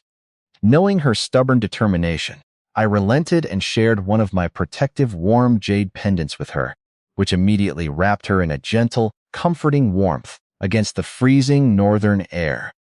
Together, we hiked past the treacherous, icy slopes of Eagle Beak Cliff and entered the untouched old forest beyond. Relying on my mental energy to navigate the thick snow and dense canopies, we soon located a palm-sized Ganoderma lucidum growing on an old pine tree, which I carefully climbed up to harvest. Pushing deeper into a sheltered leeward slope, my spiritual radar locked onto a faint energy fluctuation, leading us to successfully dig up a rare 7-year-old wild ginseng, while following traditional foraging etiquette to rebury its seeds. While making our way back, we discovered a hidden, man-made cave entrance obscured by snow and vines. Investigating inside, we found remnants of rusty iron, pottery shards, and rotted wooden crates, indicating that someone had camped there many years ago. After searching briefly, we camouflaged the entrance once more and hurried back before nightfall, successfully beating the encroaching darkness. Safely escorting Lin Shuyao to her dormitory, I returned to my quarters. That night, after my roommates fell asleep, I retreated into my spatial realm to plant the newly foraged wild ginseng and lingji beside the spiritual pond, watering them with healing spring water. Reflecting on our successful yet cautious journey into the deep mountains, I felt profoundly content, knowing our bond was growing steadily stronger as we faced the northern winter together. At noon, while playing chess during the hibernation period, hurried footsteps outside announced an emergency. Old Man's son, the village's veteran hunter, had fallen down a steep slope near Eagle Beak Cliff and severely fractured his right leg. With heavy snow blocking the mountain passes, making a 3-hour journey to the township clinic impossible, his leg was in grave danger of permanent disability. When Old Zhao turned to me for help, I stepped forward to take on the risk. Carrying Old Man's son to Old Zhao's warm brick kang, I began the treatment with Lin Shuyao assisting me. First, I used acupuncture heated over an oil lamp, quietly infusing my sweet dew technique into the needles to relieve his excruciating pain. Once the swelling subsided, I focused my mental energy to precisely align the fractured tibia bones with a sharp snap. Finally, I applied my special black jade bone-mending ointment, secured the leg with wooden splints and cloth bandages, and provided a herbal bone-setting powder. The treatment was an instant success, allowing Old Man's son to rest comfortably without pain. Word of my medical skills spread rapidly across the village, earning deep gratitude and admiration from everyone. The next morning, grateful villagers began showing up with gifts of appreciation, and Zhang Yuanchao officially delivered a directive from Old Zhao. I was relieved from physical farm labor while retaining full work points, officially stepping into the role of the village's resident doctor. After breakfast, Lin Shuyao and I headed out together into the sunlit mountains to forage for more medicinal herbs. Walking side by side on the sparkling snow, we embraced our new roles, ready to help the villagers and build our future together on the black soil. 7 days after the heavy snow, Lin Shuyao and I ventured east into the mountains, where the snow was thinner and conditions were better for foraging. While digging for astragalus root in a sheltered mountain hollow, we heard a muffled thud from across the ravine. Using my mental energy, I sensed an unconscious human heat source lying motionless in the snow, accompanied by a slithering snake nearby. Rushing over through the deep snow, we found an elderly herb gatherer named Sun Maokai unconscious and pale, suffering from a severe viper bite on his right hand, with a black, swollen wound.